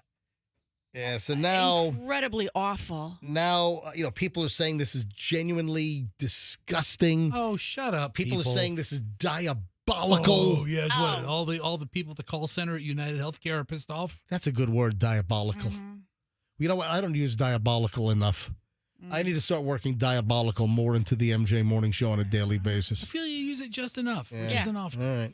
So, AI obviously produced this photo. Guess how much the shirt was selling for on Shein? $8.99. You're close, $10. Yeah, I mean, wow, not expensive. What's the quality on a $10 shirt from Shein? Ass. Is this? Think about it. It's probably. I would imagine it's probably Walmart quality stuff. No, listen. I'm sure everything in Walmart. I'm sure Walmart is. Listen.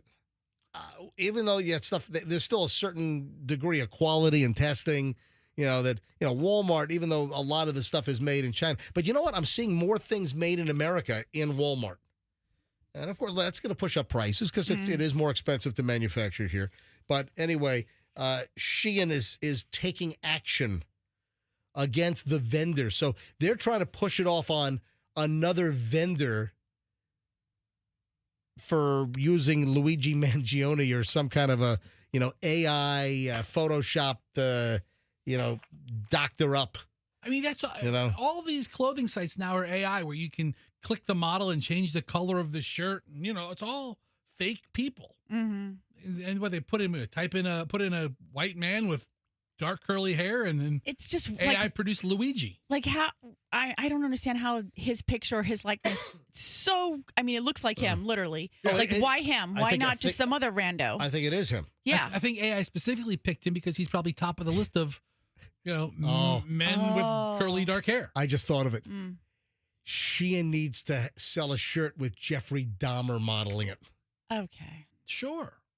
No. And the print can be like little heads and little body parts all over it. Dahmer was not attractive like this guy. I mean, Luigi Mangione is... Right. I mean, don't you remember when he was going to court with his preppy look and girls were going crazy and gaga for him? Oh, yeah, they still are. Yeah. Fester is very attracted to Luigi Mangione. Free Luigi, dude. Yeah.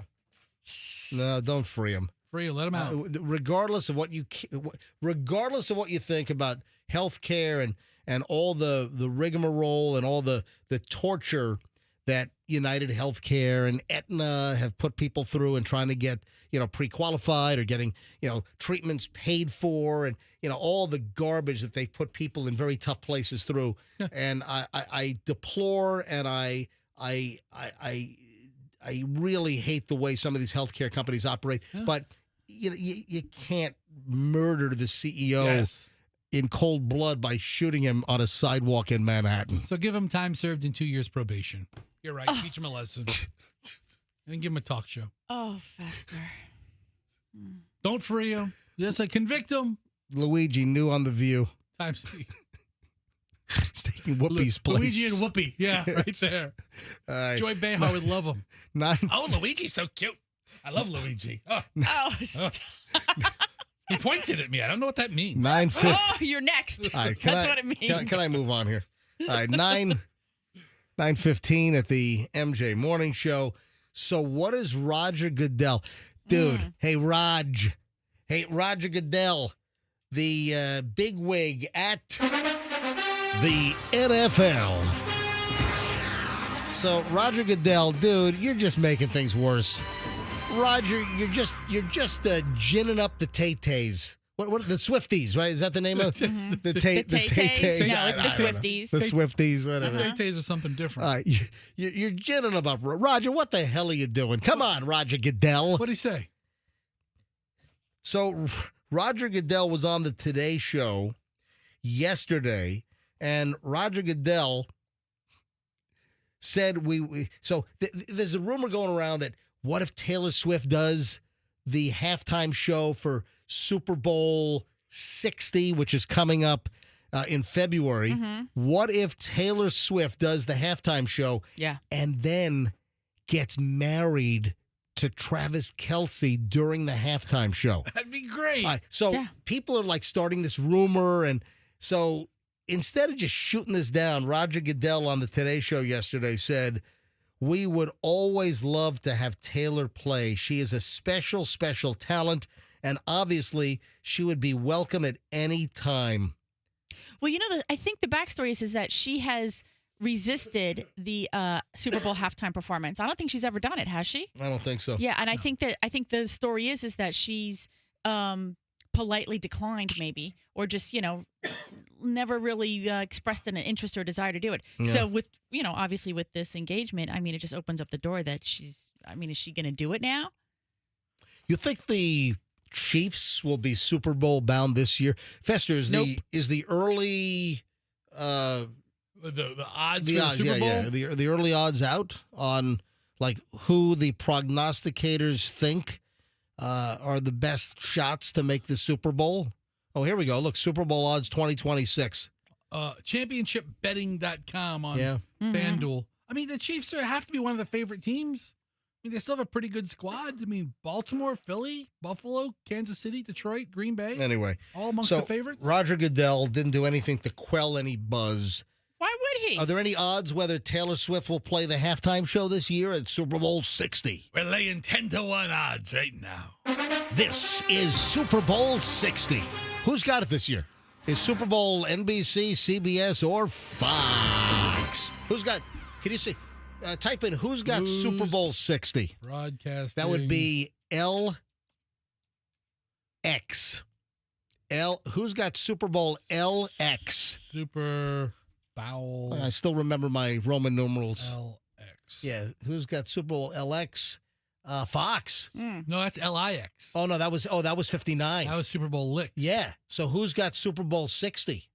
It doesn't say. Fox had it last year. Network's NBC. Okay. Key details for LX Yeah. is NBC. All right. So yeah, NBC's got Super Bowl 60. The big 6-0. Son of a bitch. That means I'm going to be. Yep. Oh, God. And NBC has a game tonight.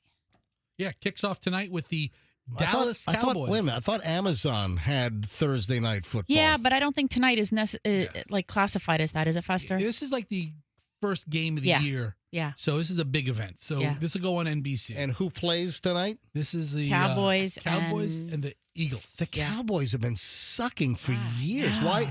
Why are the Cowboys? This is not 81.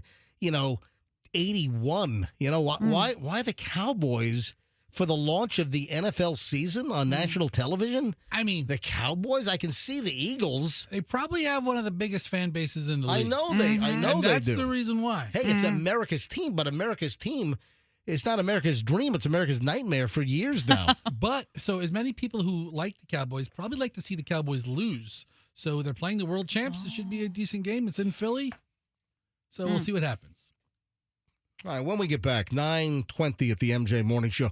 When we get back, it's the final chunk of the MJ Morning Show. And I'm running a little early here, so you're going to have a long, entertaining, action-packed, content-jammed segment next here on the MJ Morning Show. I mentioned pickleball, and doctors are warning people that pickleball's a drug.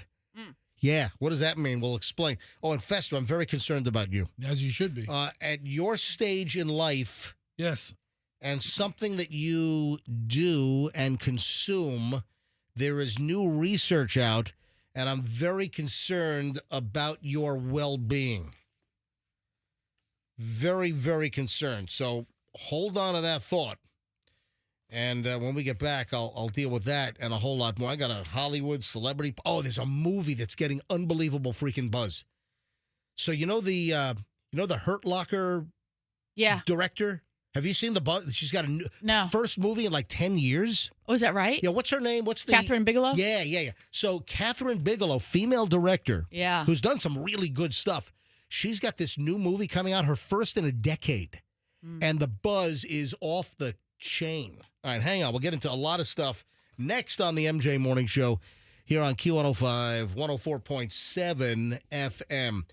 You've always heard me say when it comes to your garage door, you can bank on Banco.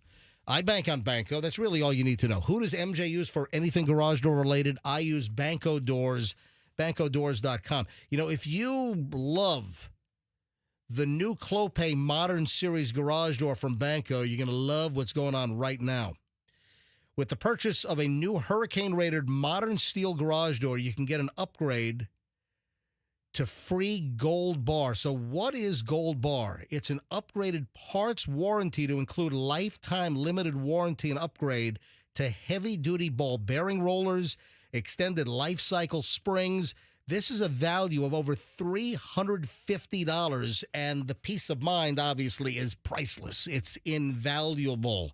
So get a great Clopay Modern Series garage door, steel door. They look awesome, and then you get the Gold Bar package with all kinds of mechanical upgrades. It's Banco. Bank on Banco for new installation or service for garage doors, BancoDoors.com. And tell them that MJ sent you. Fester, anything new on the auto wreck where the Uber driver plowed into your wife's rear? It's just amazing how the law firm stays with you the entire time and how they constantly check on you and make sure you're feeling all right and then stepping you through the entire process. We couldn't be happier. Now, than we are they went to preserve evidence, and that's a big deal. So you don't want evidence. Things that we would never have thought of. Yep. You don't want evidence to spoil. Spoilage is a big problem in a legal case. So they went to find any surveillance video that shows the distracted Uber driver ramming Fester's wife from behind. did $7,000 worth of damage to her Tesla. So the car got fixed, but listen, her back, her neck all janked up, and the Kemp Law Group's handling the case. Accident or fall, you call Kemp Law. Stacy Kemp and the team, they know the system inside and out. If you want your case handled right, personal injury, accident or fall, slip and falls, you call Kemp Law, kemplaw.com, and tell them MJ sent you. Final check on traffic this morning at 9:23 here on the MJ Morning Show. Here's Schreiner.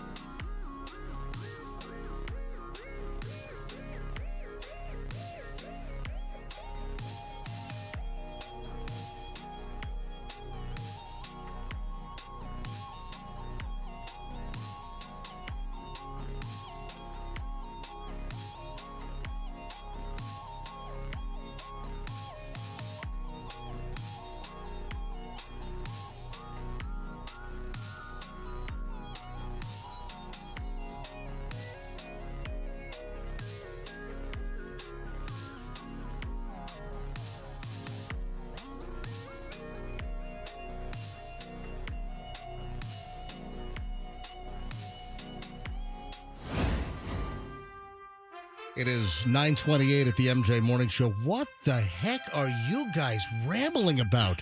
Oh. I mean, just the whole commercial break. Fester and Michelle, yenga, yenga, yenga, yenga, yenga, yenga. I mean, what are you guys jaw-jacking about? If you want to know, we're doing some very serious empirical political analysis on statistics that we've seen over the last couple of months about different I'm political. serious. No, What- he what- just tuned out when you said empirical. Yeah, we were talking What, about empirical data? empirical data. I asked Fester at the start of the show, we were talking about something, and I said, what courses did you take? What did you major in at USF? And he said political science. So then I started asking him about the classes he took, and he was explaining it to me in this class that he took, empirical something, and it's very fascinating to me. What we were talking, I don't know about. what- We were talking No, about, you were talking about something we else. were talking about distribution models. we were talking No. about bell curves, You guys were talking about something. outliers. There's some. You guys were talking about some stuff you don't want to bring up on the air. That's All right. not true. All right, 9:29. Listen. I got to move on. I got a lot of stuff to pay off here. All right, 9:29. Pay your bills. Let's go. 9:29 at the MJ Morning Show. Thank you for those that listened to our last hour, our final segment. Thank you so much. We really highly appreciate you listening to the MJ Morning Show. And always do us a favor. Spread the word. If you like what we do on this show and you know some people that don't listen to us, tell them to give us a shot. You know, even if they've listened in the past and, oh, man, that MJ's obnoxious. I don't want to listen. Just, hey, give us another shot. I mean, I'm taking pills now. No, I'm kidding. I take some acid reflux stuff and some cholesterol crap. That's about it. All right, and I do take a daily aspirin. You know, I do the maintenance. You know, the 81 milligram deal. Such All an right, ass. all He right. takes aspirin. All right, here's the deal. Two things that I teased, I think, twice that I got to pay off here. Number one, doctors warning that pickleball is a drug. Let me tell you, it's effing with people's brains. Pickleball, What? it's like it's hitting like the dopamine receptors. I'm telling you, Is that like a new runner's high? No. Or something? No, I think it's worse. Pickleball. Well, I think you might be on the right track. Pickleball is worse than cocaine. No, that's impossible. Come on. And you know what? If pickleball is worse than cocaine, I'm going to start cocaine for my health. Because Say hello to my little friend, my little pickleball. Come on. I just do Diet Coke. MJ, Listen to this. if any kind of workout, though, gives you some kind of adrenaline rush, right? Or endorphin? Is that right? Endorphins. Yeah. And you know what endorphins do? What? They make you happy. Okay. Endorphins, that's the word. Yeah. All right. So pickleball, as participation is exploding, fastest growing sport, pickleball. 19.8 million Americans played in 2024.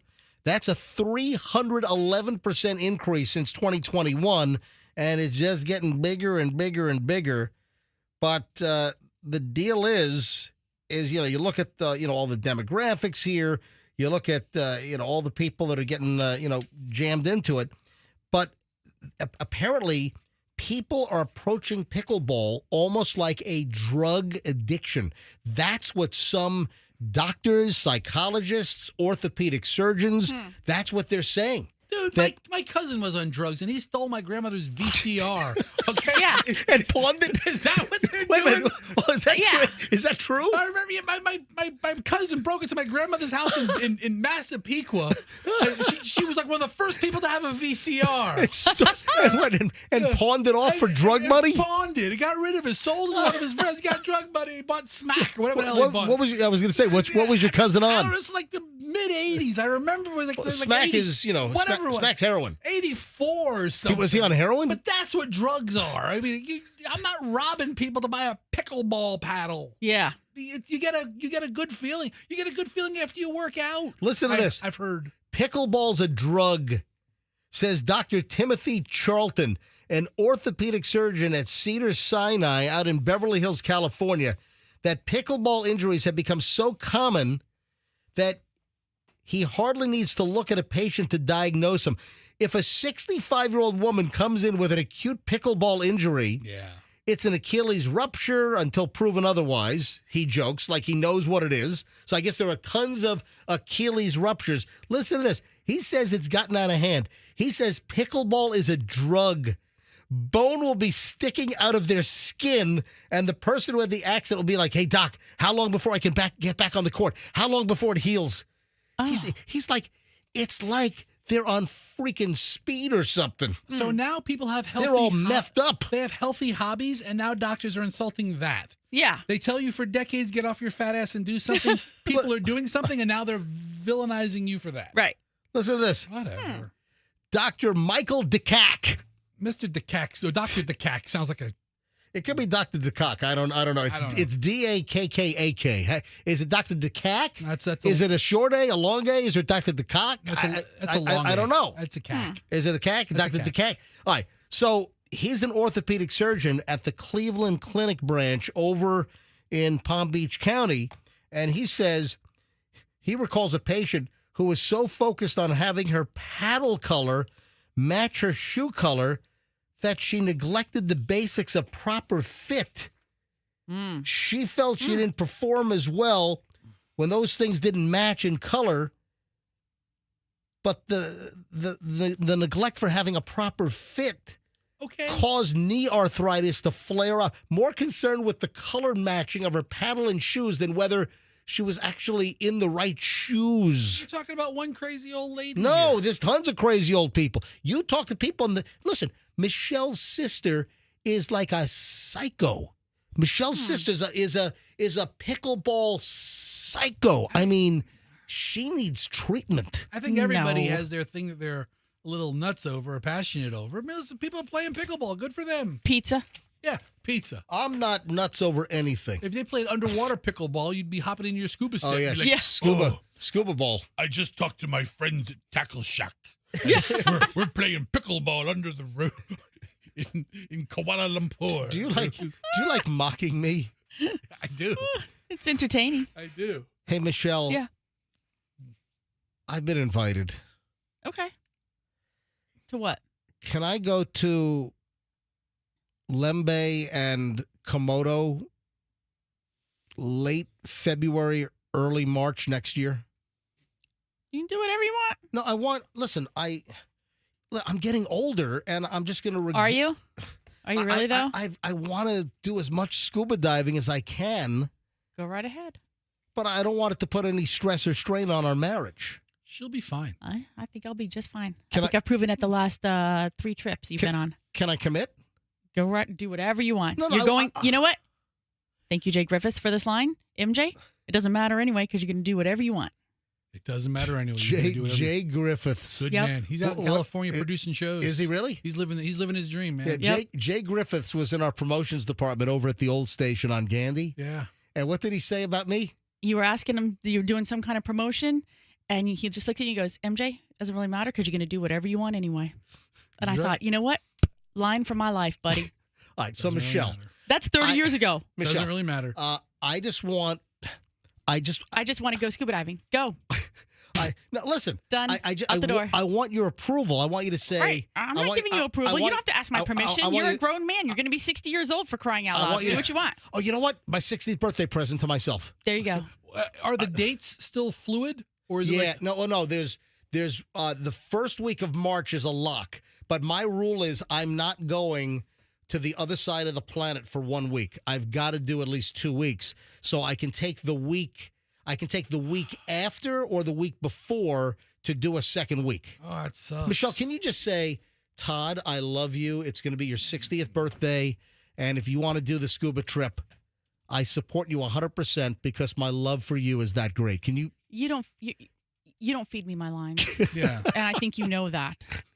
Yeah. There's a lot of things wrong in that statement that I am not going to. First of all, I am not that kind of submissive person that's going to repeat to you the lines that you want to hear to justify or rationalize or give you permission to do something. At the end of the day, none of it really matters. Because you know what? You're going to do whatever the hell you want to do anyway. Like the Queen song? It's like nothing really matters. No, it's like the Jay Griffiths quote.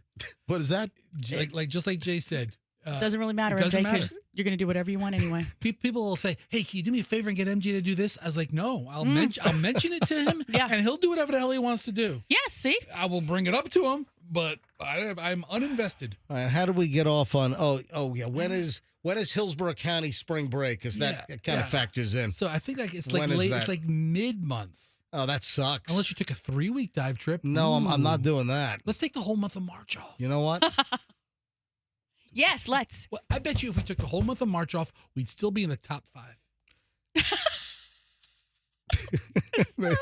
in the ratings? Yeah. Let me move. Fester, I'm very concerned about your health. Okay. 9:38 at the MJ Morning Show. I stumbled upon this. Yo, I may not be alive for spring break. What am I so worried about? You're right. All right. Artificial sweeteners consumed in midlife linked to cognitive decline. Oh. I do no artificial sweeteners. I mean, literally zero. Nothing. All right? Listen, I consume natural sugar, which I still maintain is much better for you than all this, gooked up lab crap with a whole, chemistry chain, behind it. A study released yesterday. This is fresh. You hear what I said? Fresh. What?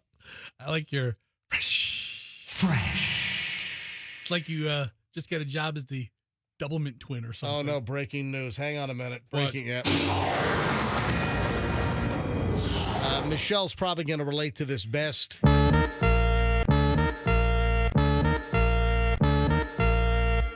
This is an MJ Morning Show special report. This just in. Giorgio Armani has died, Michelle. Really? Yeah. He was so young. I didn't know he was still alive. He was 91 years old. What? The Lord took him too soon. Was he shot on the steps of his Miami mansion? That was Versace. Oh, stop it, Fester. That was terrible. Okay. What was that guy's name? Cunanan. Michael Cunanan. Andrew Cunanan. Dude. That's right. We remember we had Wheel of Cunanan? Yeah, we did. Yes. God. Remember we called the airport and asked if we could page Andrew Cunanan? And she's like, is that the person they want for murder? You're like, no, it's not. Yeah, so Giorgio Armani has passed this. Hey, bring up news. Yeah, Italian fashion designer. Yeah, this just broke in the last 15 minutes. Yeah, bring up the Reuters thing. All right, here you go. Yeah, this guy was very significant. Mm-hmm. Yeah. God, I'm looking at his picture. He looks like he's 191 in this picture. I will use my skin for a fine line of leather purses. God, I mean, very exclusive. Too soon, Fester. Too soon. The picture that I'm looking at of Giorgio Armani, he looks like, when they dig up let's say new evidence pops up and they have to exhume a corpse 37 years later. Yes. That's what he looks like in his most recent picture. Anyway, Italian fashion designer Giorgio Armani has died. The company said today, with infinite sorrow, the Armani Group announces the passing of its creator, founder, and tireless driving force, Giorgio Armani. It's a statement from the fashion house. Oh. Listen, are they based in Milan? Or are they Roma? Milan or Roma? Or maybe Firenze? Are you asking me as if I'm supposed to know? I don't know. Anyway, listen, would you agree that Giorgio Armani was massively significant in the world of fashion? Yes. And makeup, beauty products. I mean, look, they've branched out into everything. Yeah. They got hamburger stands in Italy. I think so. Yeah. Yeah. I like a double Giorgio with the cheese. Do you have anything Armani, Michelle? No.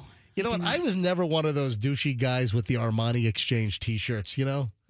Yeah, I never...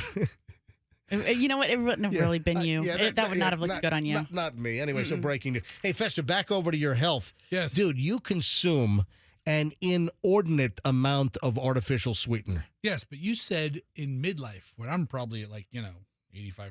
So a study released... What the hell was that? Yeah, my headphone hit. All right, a study released yesterday shows people who consume the highest amounts of 7 common artificial sweeteners during their midlife years. Show me Splenda. All right. Show me Splenda. Oh! Number one answer on the board. Get out of here, really? Number one answer on the board. Splenda's number one? Look at that. No, I just wanted to use the sound effect. I got my Splenda package right here. Yeah. I mean, look, as we're talking, Fester has... Yeah, I got Splenda right here. Yeah. Like I said, I'm not making crap up on this show. I got him right here. Fester, absolutely, he just consumes a horrific amount of these artificial sweeteners on a daily basis. So people who consume the highest levels of artificial sweeteners during the midlife show the fastest declines in cognitive function, such as memory, as they move into their senior years. According to a study came out yesterday, nearly 13,000 middle-aged Brazilian adults. Oh, don't get me started with Brazilian, those Portuguese talking South American. He's not Brazilian. Yeah, seriously. I wonder how many of the Brazilian women in the survey actually had Brazilians. They're probably elderly now. That's disgusting. So let me give you the details. So they did a study, 13,000 Brazilians. They were followed for an average of 8 years, revealed that those who consumed the most aspartame, saccharin, and 5 other kinds of sweetener experienced cognitive declines 62% faster than those who consumed the lowest amounts. That is significant. Man, I can't wait to forget half the stuff I know. What is the crap you take? Splenda. So what is Splenda? It's yellow packet. I know that, but what is the? Is it aspartame? Is it what is? Type in what is Splenda. You don't even know which chemical it is. I just know the color of the packs. Right. And I know I don't like pink, and I'm not crazy about blue. All right. And the green one's a little too expensive. What is the green one? It's like the stevia. Yeah, I think so. I once tried stevia. It tasted like goat butt. Splenda is actually made of goat butt. Sucralose. So Splenda is the brand name for sucralose, an artificial sweetener. Dude, you are so much better. Folks, what is sugar? Like 15 calories a teaspoon? Yes. You're so much better with just regular, natural sugar. You know, even if it's refined. I mean, if you want to go to the brown raw crap, do that. It's probably a little healthier for you. But so I want to make sure I'm right. How many calories in a teaspoon of sugar? I think it's like 15 calories. It's like some low, 25, 50. It's low. Calories in teaspoon of sugar. Teaspoon of sugar. All right, got it? All right, hit it at 16. 16, I said 15. You were way off. 16 calories in a teaspoon of sugar. You were off by like 8%. And you're putting all this chemical garbage in your body. Dude, it's like the song. Don't you care about your... Full of splendor, helps the medicine. Do you care about your body? Nope. I'm here for a good time, not a long time. The hell's the matter with you? It's all right. Speaking of stuff that goes into coffee. Yeah. A United pilot spilled the coffee in the cockpit while taxiing in Chicago. Oh, no. Flight canceled. They had to turn the plane around. Can you imagine? Ladies and gentlemen, from the cockpit, spilled some... you imagine that? So there's 2 ways this can go. Did he burn his wiener, or did he dump the coffee into the control panel? Yeah. Because which one's worse, MJ? The burnt wiener pilot or the control panel that's all gummy with the 6 sweeteners and 5 Splendas in it? All right, here's the deal. United Airlines flight 1996 from Chicago O'Hare to San Juan, Puerto Rico was delayed for 3 hours when the captain spilled coffee in the cockpit. The Airbus 321neo was already taxiing when it happened, had to return to the gate.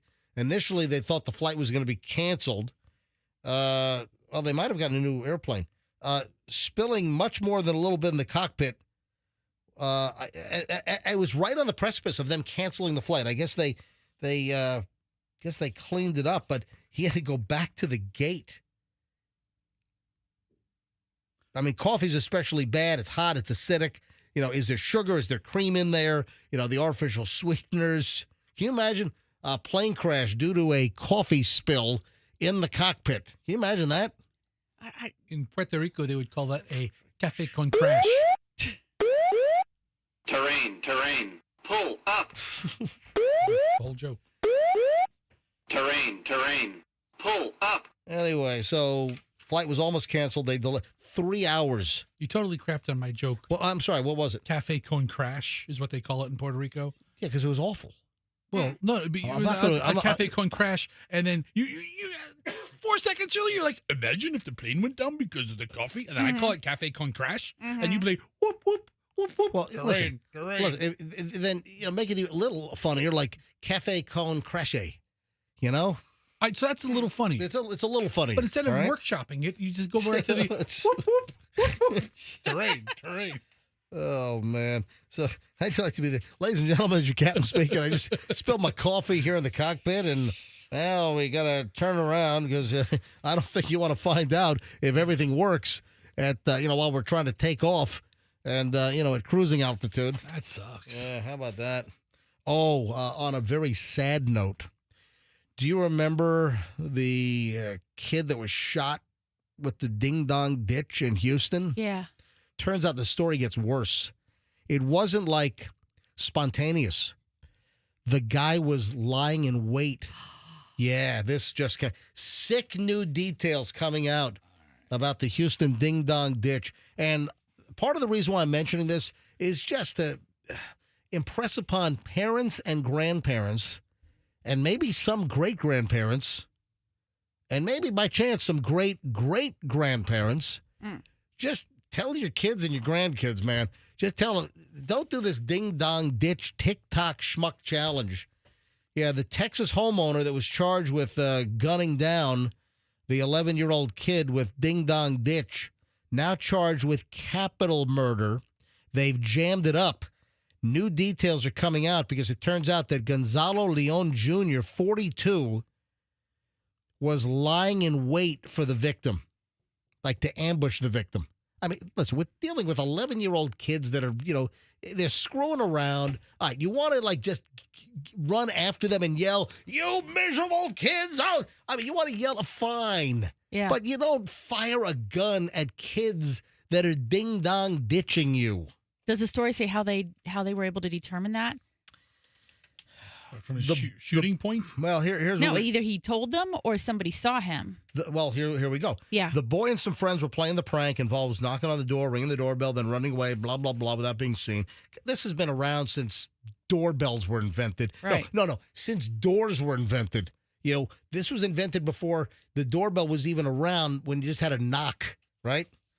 After being taken into custody by a SWAT team, Leon was booked into the Harris County Jail. Authorities now say that Leon was waiting for the children to return after they had knocked on his door several times.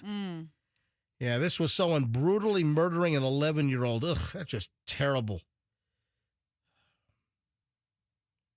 Records show that Julian's cousin said that they saw Leon emerge from the gate by his house before making his way to the street, firing once at the ground. So he was outside already waiting for them. Yeah. He did not emerge from the home running after the kids that were ding-dong ditching him. That's just interesting. Tell your kids, don't ding-dong ditch, bottom line. All right, then we have this movie review, and I think this is coming out in a week or so, but this might be another movie that gets me into the theaters, Michelle. What is that? This Catherine Bigelow movie. What did she do? She did The Hurt Locker, right? What else did she won the Oscar for that against Avatar. Yeah, bring up the IMDb. She did. The one I remember was Zero Dark 30. Oh yeah. But she also did Point Break from Bring up her filmography. Go to just type in IMDb Catherine Bigelow. I got it right here. Give me all the movies she did. The Loveless. I don't know that one. Near Dark. I don't know that one. Blue Steel. I know that one. Point Break. I know that one. Strange Days. Don't know that one. Undertow. Don't know that one. The Weight of Water. Don't know that one. Oh my God, this is the worst segment ever. K-19, The Widowmaker. What are the ones that we know? The Hurt Locker. Yeah, The Hurt Locker, Zero Dark 30, and now Detroit, A House of Dynamite. All right, that's it. That's enough. And now? No. Well, the new one is House of Dynamite. Okay, yeah, that's coming out. The one coming out is called House of Dynamite, and the reviews are amazing. So it was shown at the Venice Film Festival. Wow. That would be Italy and not Venice, Florida. The first feature film in nearly 10 years from Catherine Bigelow, the provocateur behind The Hurt Locker and Zero Dark 30, begins with silhouettes of soldiers. It's about a nuclear war scenario and Washington, D.C. And you know who's in that? Hang on a minute. Bigelow's gripping A House of Dynamite about a race against time before total nuclear annihilation had an entire theater full of press and industry professionals on the edge of their seats on Tuesday at the Venice Film Festival. The star-packed movie, almost documentary-like thriller, opens in theaters October 10th before streaming on Netflix October 24th. Oh, so this is a Netflix production. So they're getting it in the theaters for Oscar contention, obviously, for awards contention, and then it's going to be okay, I can wait.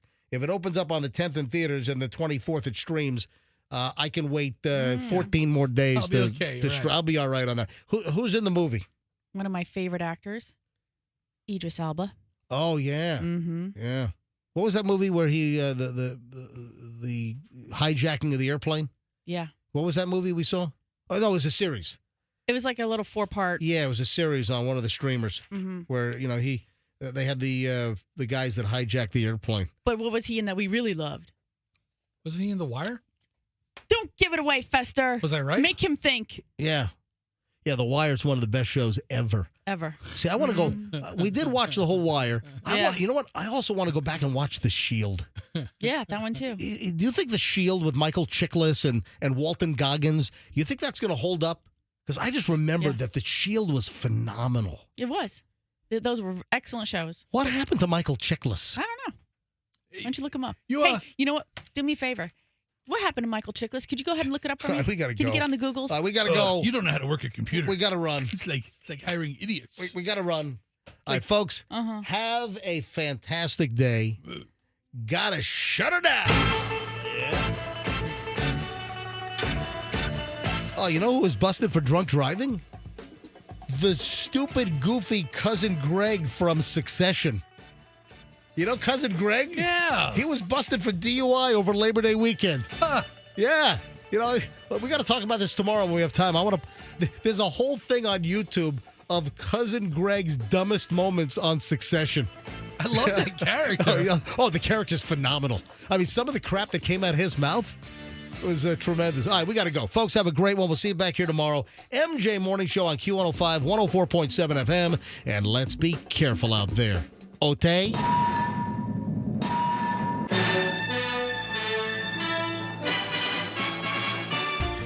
Hear the latest MJ Morning Show podcast on the Q105 app, powered by Anna Jar and Levine Accident Attorneys.